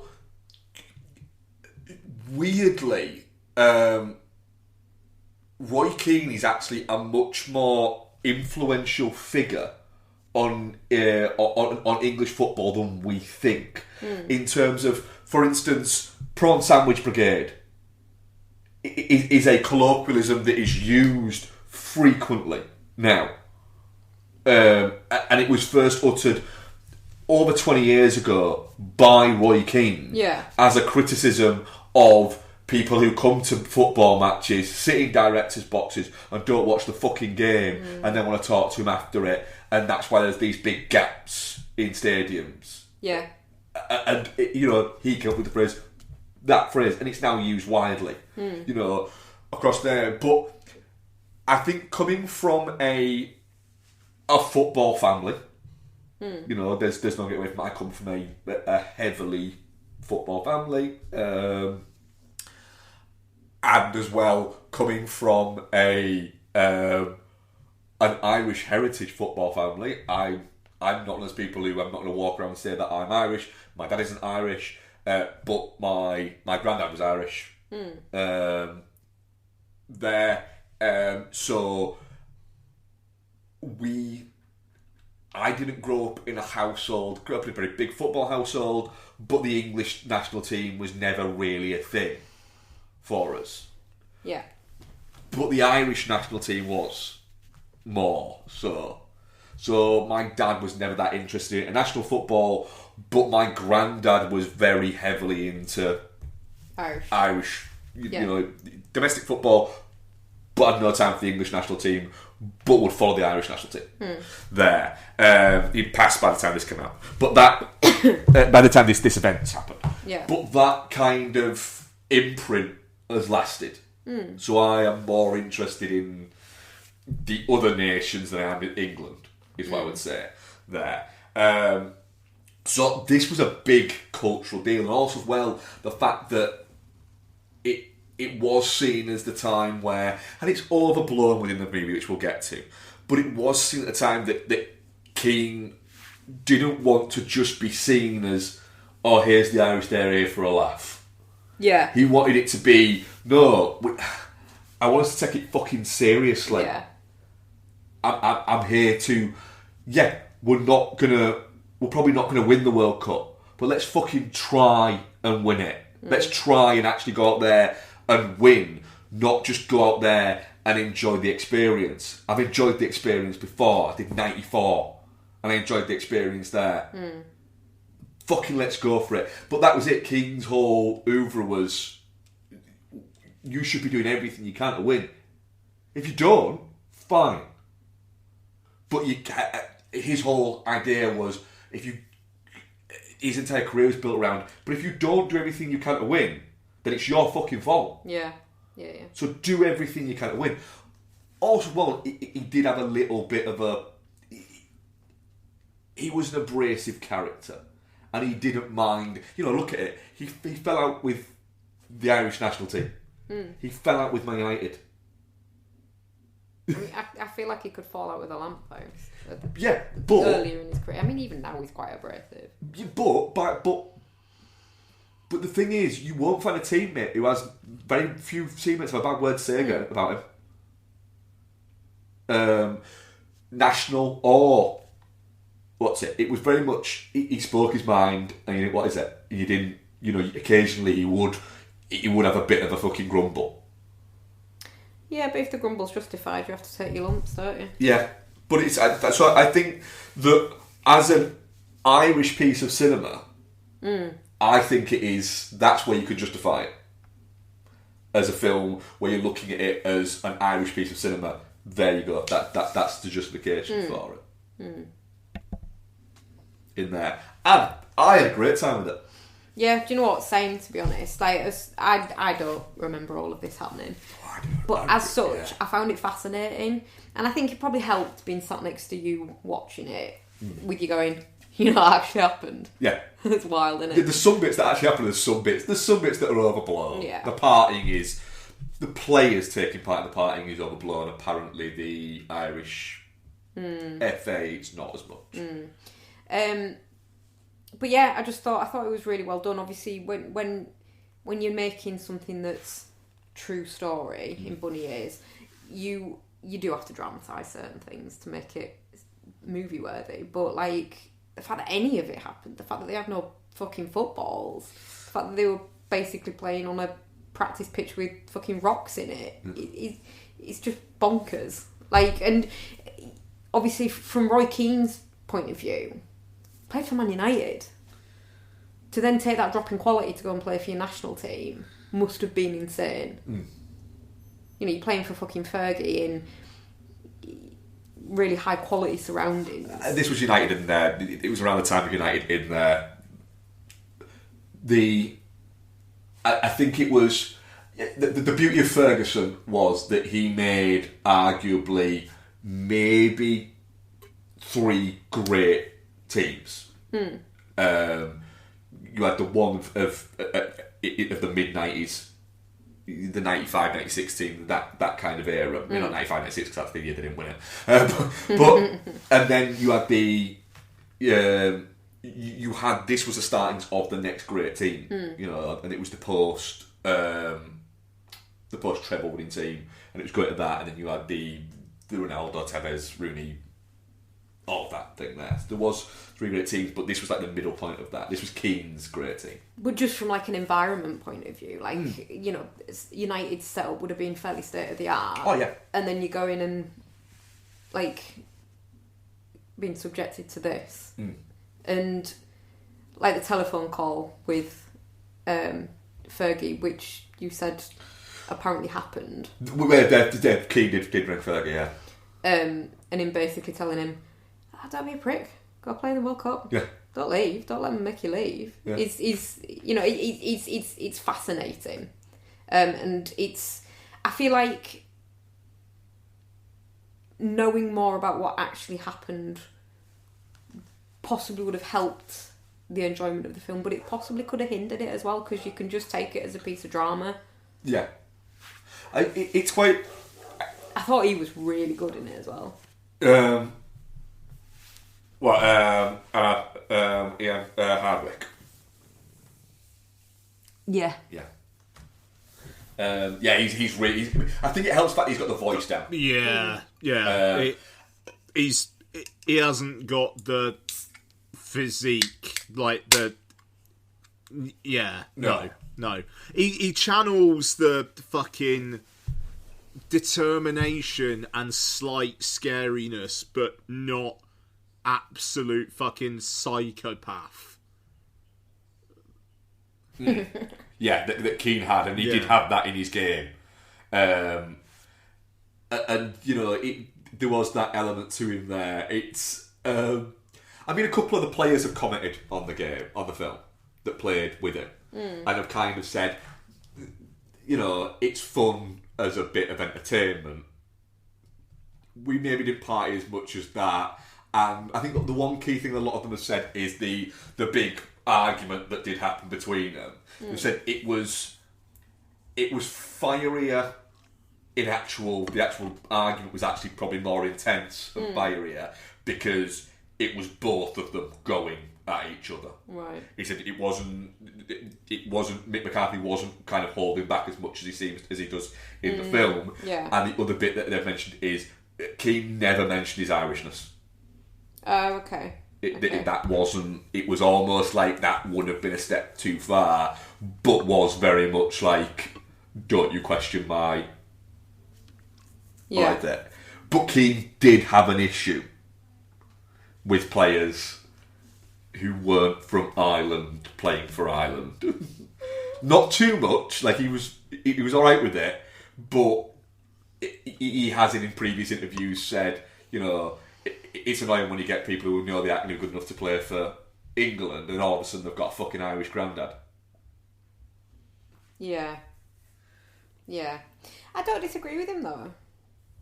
What? I don't disagree with him. Should be able to play for your country team. I don't know. There's different ways. There's different things that are there. For instance, Frimpong, who plays for Liverpool at the moment, chose to play for Holland because his parents are Dutch, but he was born and raised in England. He is English. I mean, I can give him a pass on that one. But he chose to play there because of the. Who'd want to play with Harry Kane? He's a cunt. Anyway, weird. But no, I enjoyed it, but I am its target audience. But I enjoyed it, and I'm not. So fair, yeah.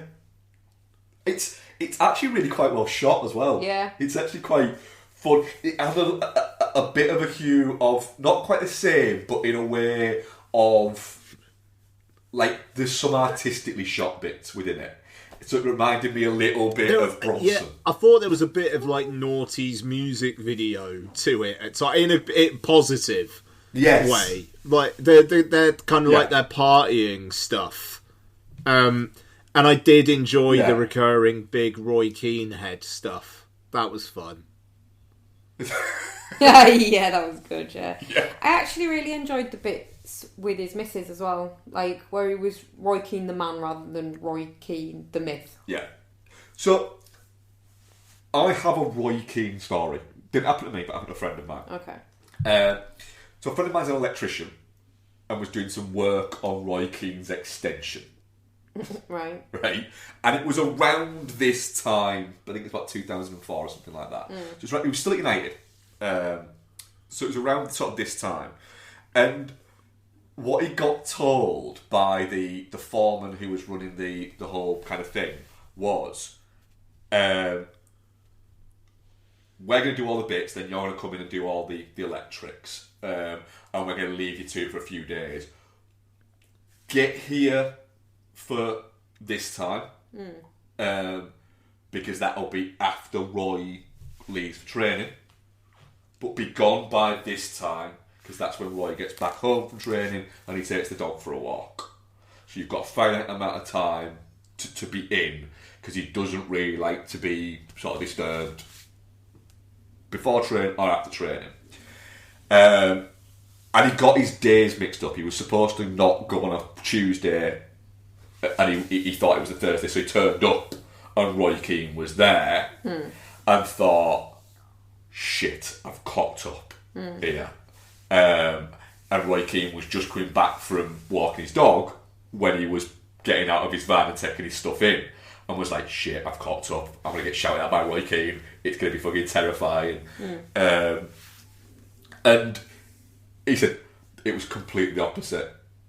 He was like, you alright, mate? You alright? He said, are you doing, which bit are you doing? He's not doing the electrics. And you're like, alright. Do you need a tea, coffee or anything? It's like, yeah, he said, you know, I'm making some breakfast, do you want anything for breakfast? He's like, yeah, can do. He's like, alright. So brought him out coffee, a bacon sandwich, and then the friend of mine got chatting to him and did mention that he was a United fan. And then the last day that he was working, there was a signed Paul Scholes shirt. Not a Roy Keane one. Just folded up. That's still pretty good, and and he just got him like, what is it? And it was like a signed match worn Paul Scholes shirt from a game that had happened the night before. Yeah. That's wild. So he never mentioned it or asked for anything like that. And it just said, thanks for it. And it just had a little note that said, thanks for the work, Roy. Fair. So he was just a really nice guy. And I mean, yeah. Like I said, I really like this. It's but it's very. I'm just going to say as well, like, because I thought it was way more balanced than it was going to be. Like, like I say, towards the start, it is very Partridge, and by the end, and maybe this was because they were scared of legal repercussions, but it does kind of feel like a points draw. But you kind of get both sides, like within the context of the film. Like if I was Roy Keane, the professionalism, and then it's like that's the shit he had to deal with, and then Mick McCarthy doesn't like seem to care all that much. Then yeah, but also Mick McCarthy having to deal with Keane being that corrosive around everyone, like basically in public constantly, not for show because it's just how he is, but it is how he is, and then that bust up at the end, you could kind of see his point as well. Like I thought they did that quite well, even though it would have been interesting. Like a documentary, a tell-all, like warts and all documentary about that situation would be fucking incredible. Yeah. I mean, because like Jason McCarthy commented on it recently, and said that he bumped into one while he was on holiday, Roy Keane, and said they had a good kind of like clear the air chat about everything. Yeah. Because he was quite. McAteer said he was kind of a dick to me. And McAteer's gone for like a whole. He had a very tough time after retired. McAteer, he's been very open and very public about his struggles with like depression and the real kind of like the issues he had post his career, and he made a documentary about it actually for LFC TV that I think they just put on YouTube for free. And if anyone just take away any kind of fan bias, what is it? It's really, if it's still there, it really is quite fascinating to watch a guy basically explaining that you go from like one day, your entire life is all this, so everything is mapped out for you.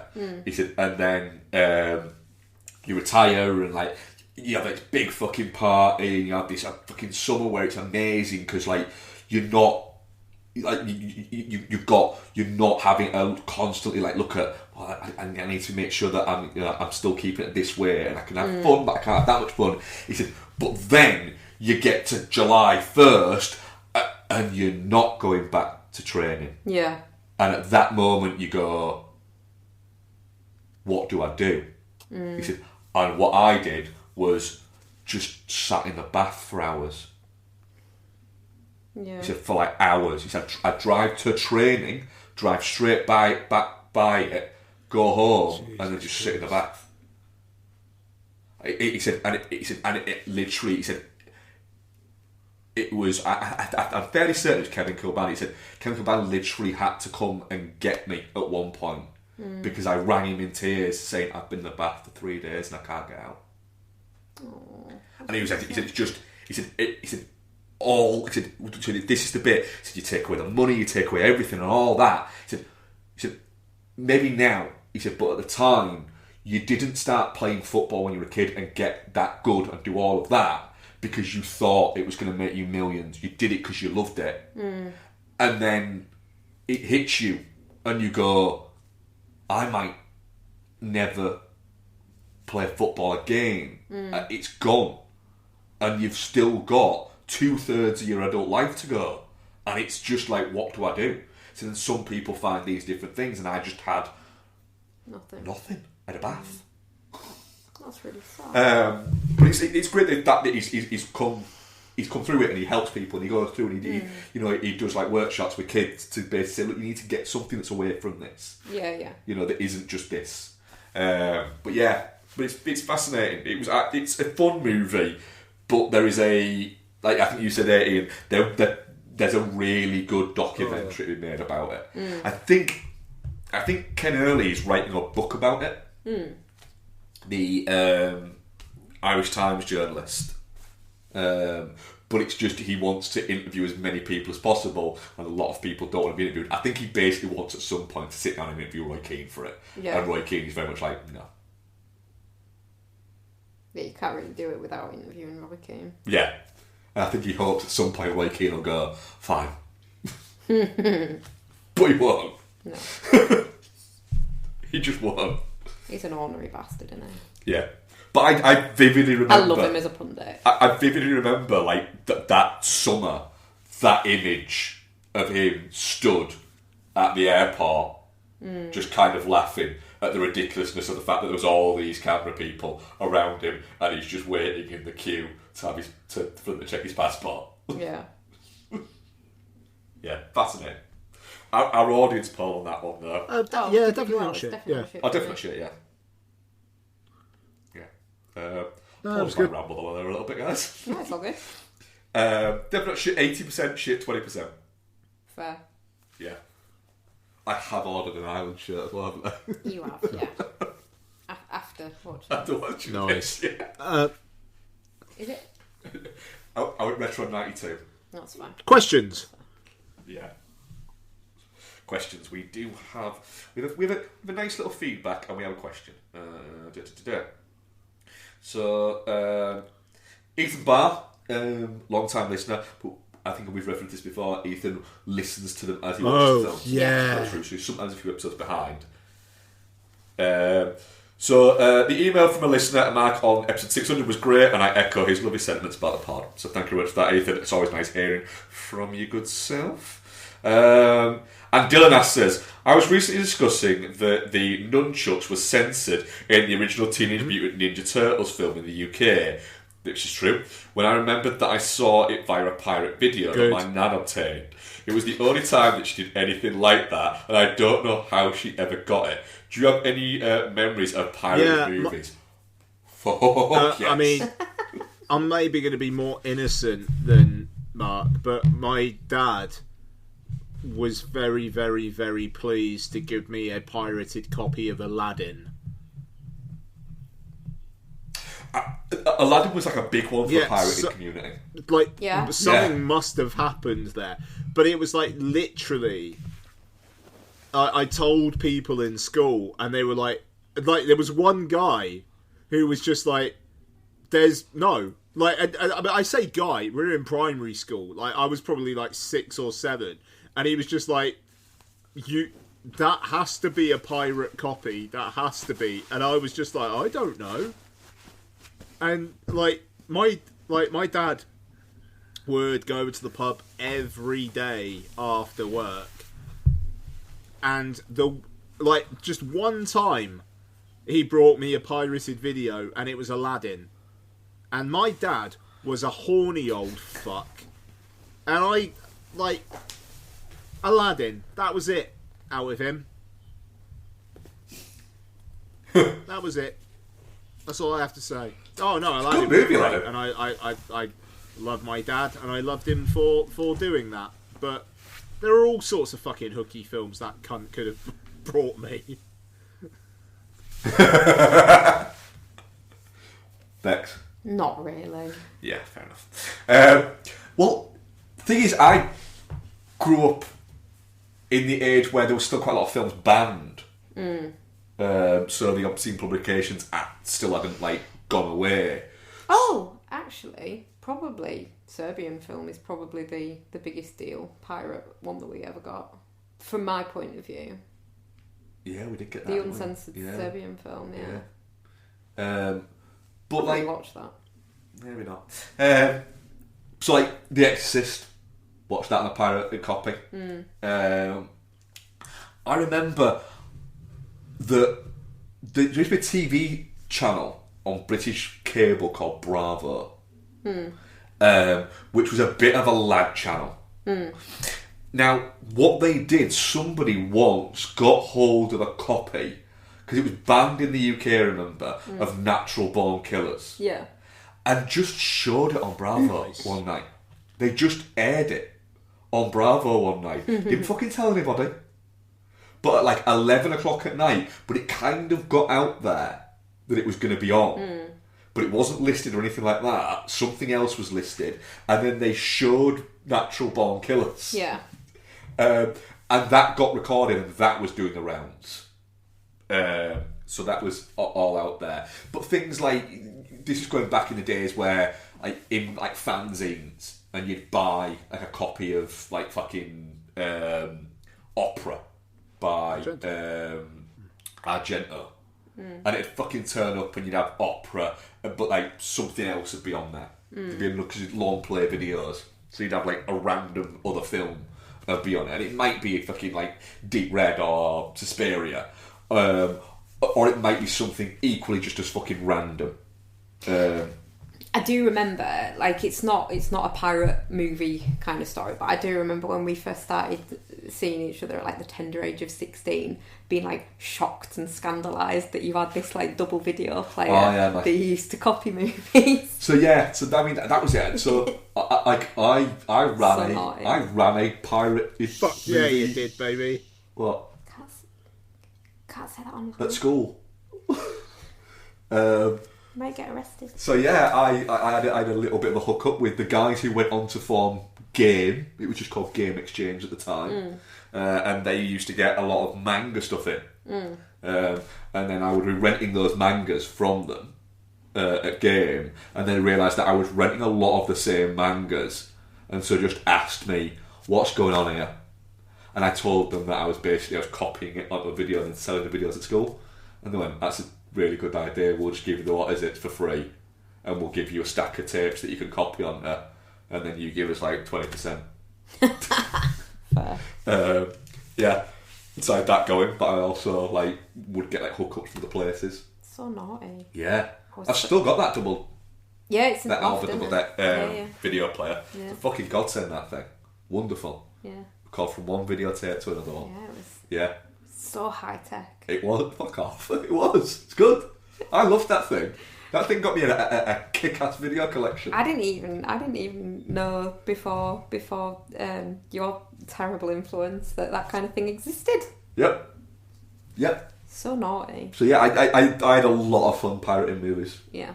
Like a lot of like the formative years of like watching like genre cinema at the time. You know, there was occasional bits in video shops, but fucking Blockbuster or Ritz Video didn't stock a lot of true genre picks. You know, they stocked a lot of catalogue titles, but you weren't getting fucking Exorcist 3 at Blockbuster and things like that. But you maybe were getting somewhere near it at your independents. Yeah. Which there was a lot of your mum and popper fucking video thing. Tape One was the one for us, near us. There. You were getting them there. But then you were also... There was a wider community out there that sold tape, that exchanged tapes, traded tapes, etc. Bits like that. That was definitely there before it was just fucking all over the place where you could access it no problem. Yeah. You know, you had to work. You had to wait. Yeah, You had to find shit. Yeah. You know, there was no internet. If you didn't quite know what a film was, you had to look through the Halliwells to try and work out what the fuck it might be called. Or just, you know, talk to people and go, no, it was a trailer, it was on this. And you'd have people who would fucking, like, it worked in, like, in the movie store, be like, wait, what was it on a trailer for? It was on the fucking, it was trailers for Ambulance. They'd be like, was it fucking Cat and Nine Tails? Like, fuck yes, that's what it was. And you start remember what fucking trailers were. Trailers were mint as well on what I said. On Yeah, VHS they were, rentals. yeah. They were fucking ace. Yeah. You know, I am gobsmacked so far that Disney or one of the streamers, one of the studio streamers, haven't gone. Why don't we show Why have an option for trailers? Or even just have You it. can skip it. You know, they put fucking adverts in front of stuff that are unskippable. Put a trailer in front of stuff as well. But if Disney Plus, well, we're going to have a fucking thing where you're going to watch trailers, and they'll be tailored for movies that are coming out by us that are tailored for the film you're watching. So if you're watching fucking Moana, it's going to be the Moana trailer and bits like that. Yeah. You know, but you can hit skip if you want. Fuck it, there you go, fucking skip. But there'd be points where I go, fuck it, I'm going to watch these. Yeah. I'm just gobsmacked no one had done it yet. Yeah. But yeah, that was it for our questions. What are we covering next week? Top stuff.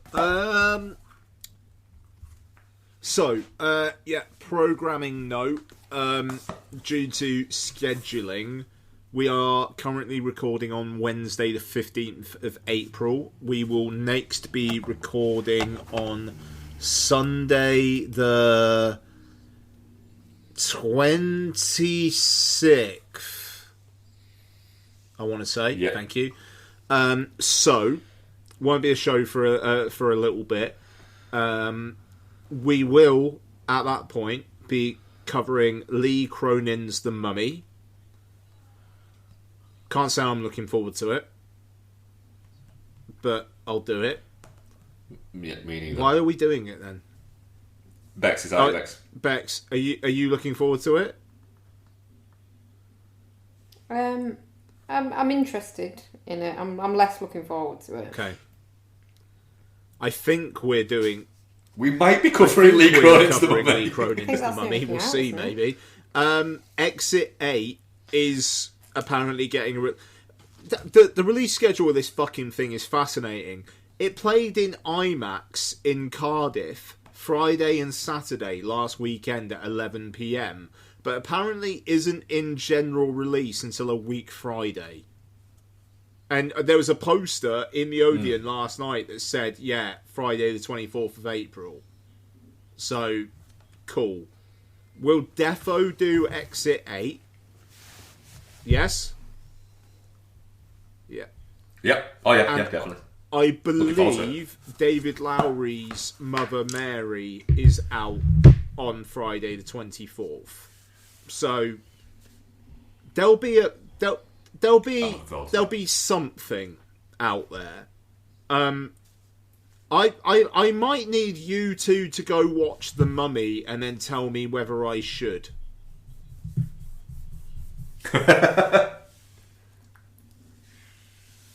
Yeah. We'll see how it goes. I mean, last we discussed it, you told me I was going on my own. Yeah, I know, but I know you'll drag me. Yeah. There's a re-release, a 4K re-release at the cinema. Akira. Akira. But the subbed one on the Friday, I'm at work till... We did Akira at IMAX not too long ago. Yeah. Right. I mean, it was still a You take any opportunity. But the one we can make potentially on the Monday is the dubbed version. It's like we all saw it the last time it came out, like kind of post-COVID, and now it's just out again. Yeah.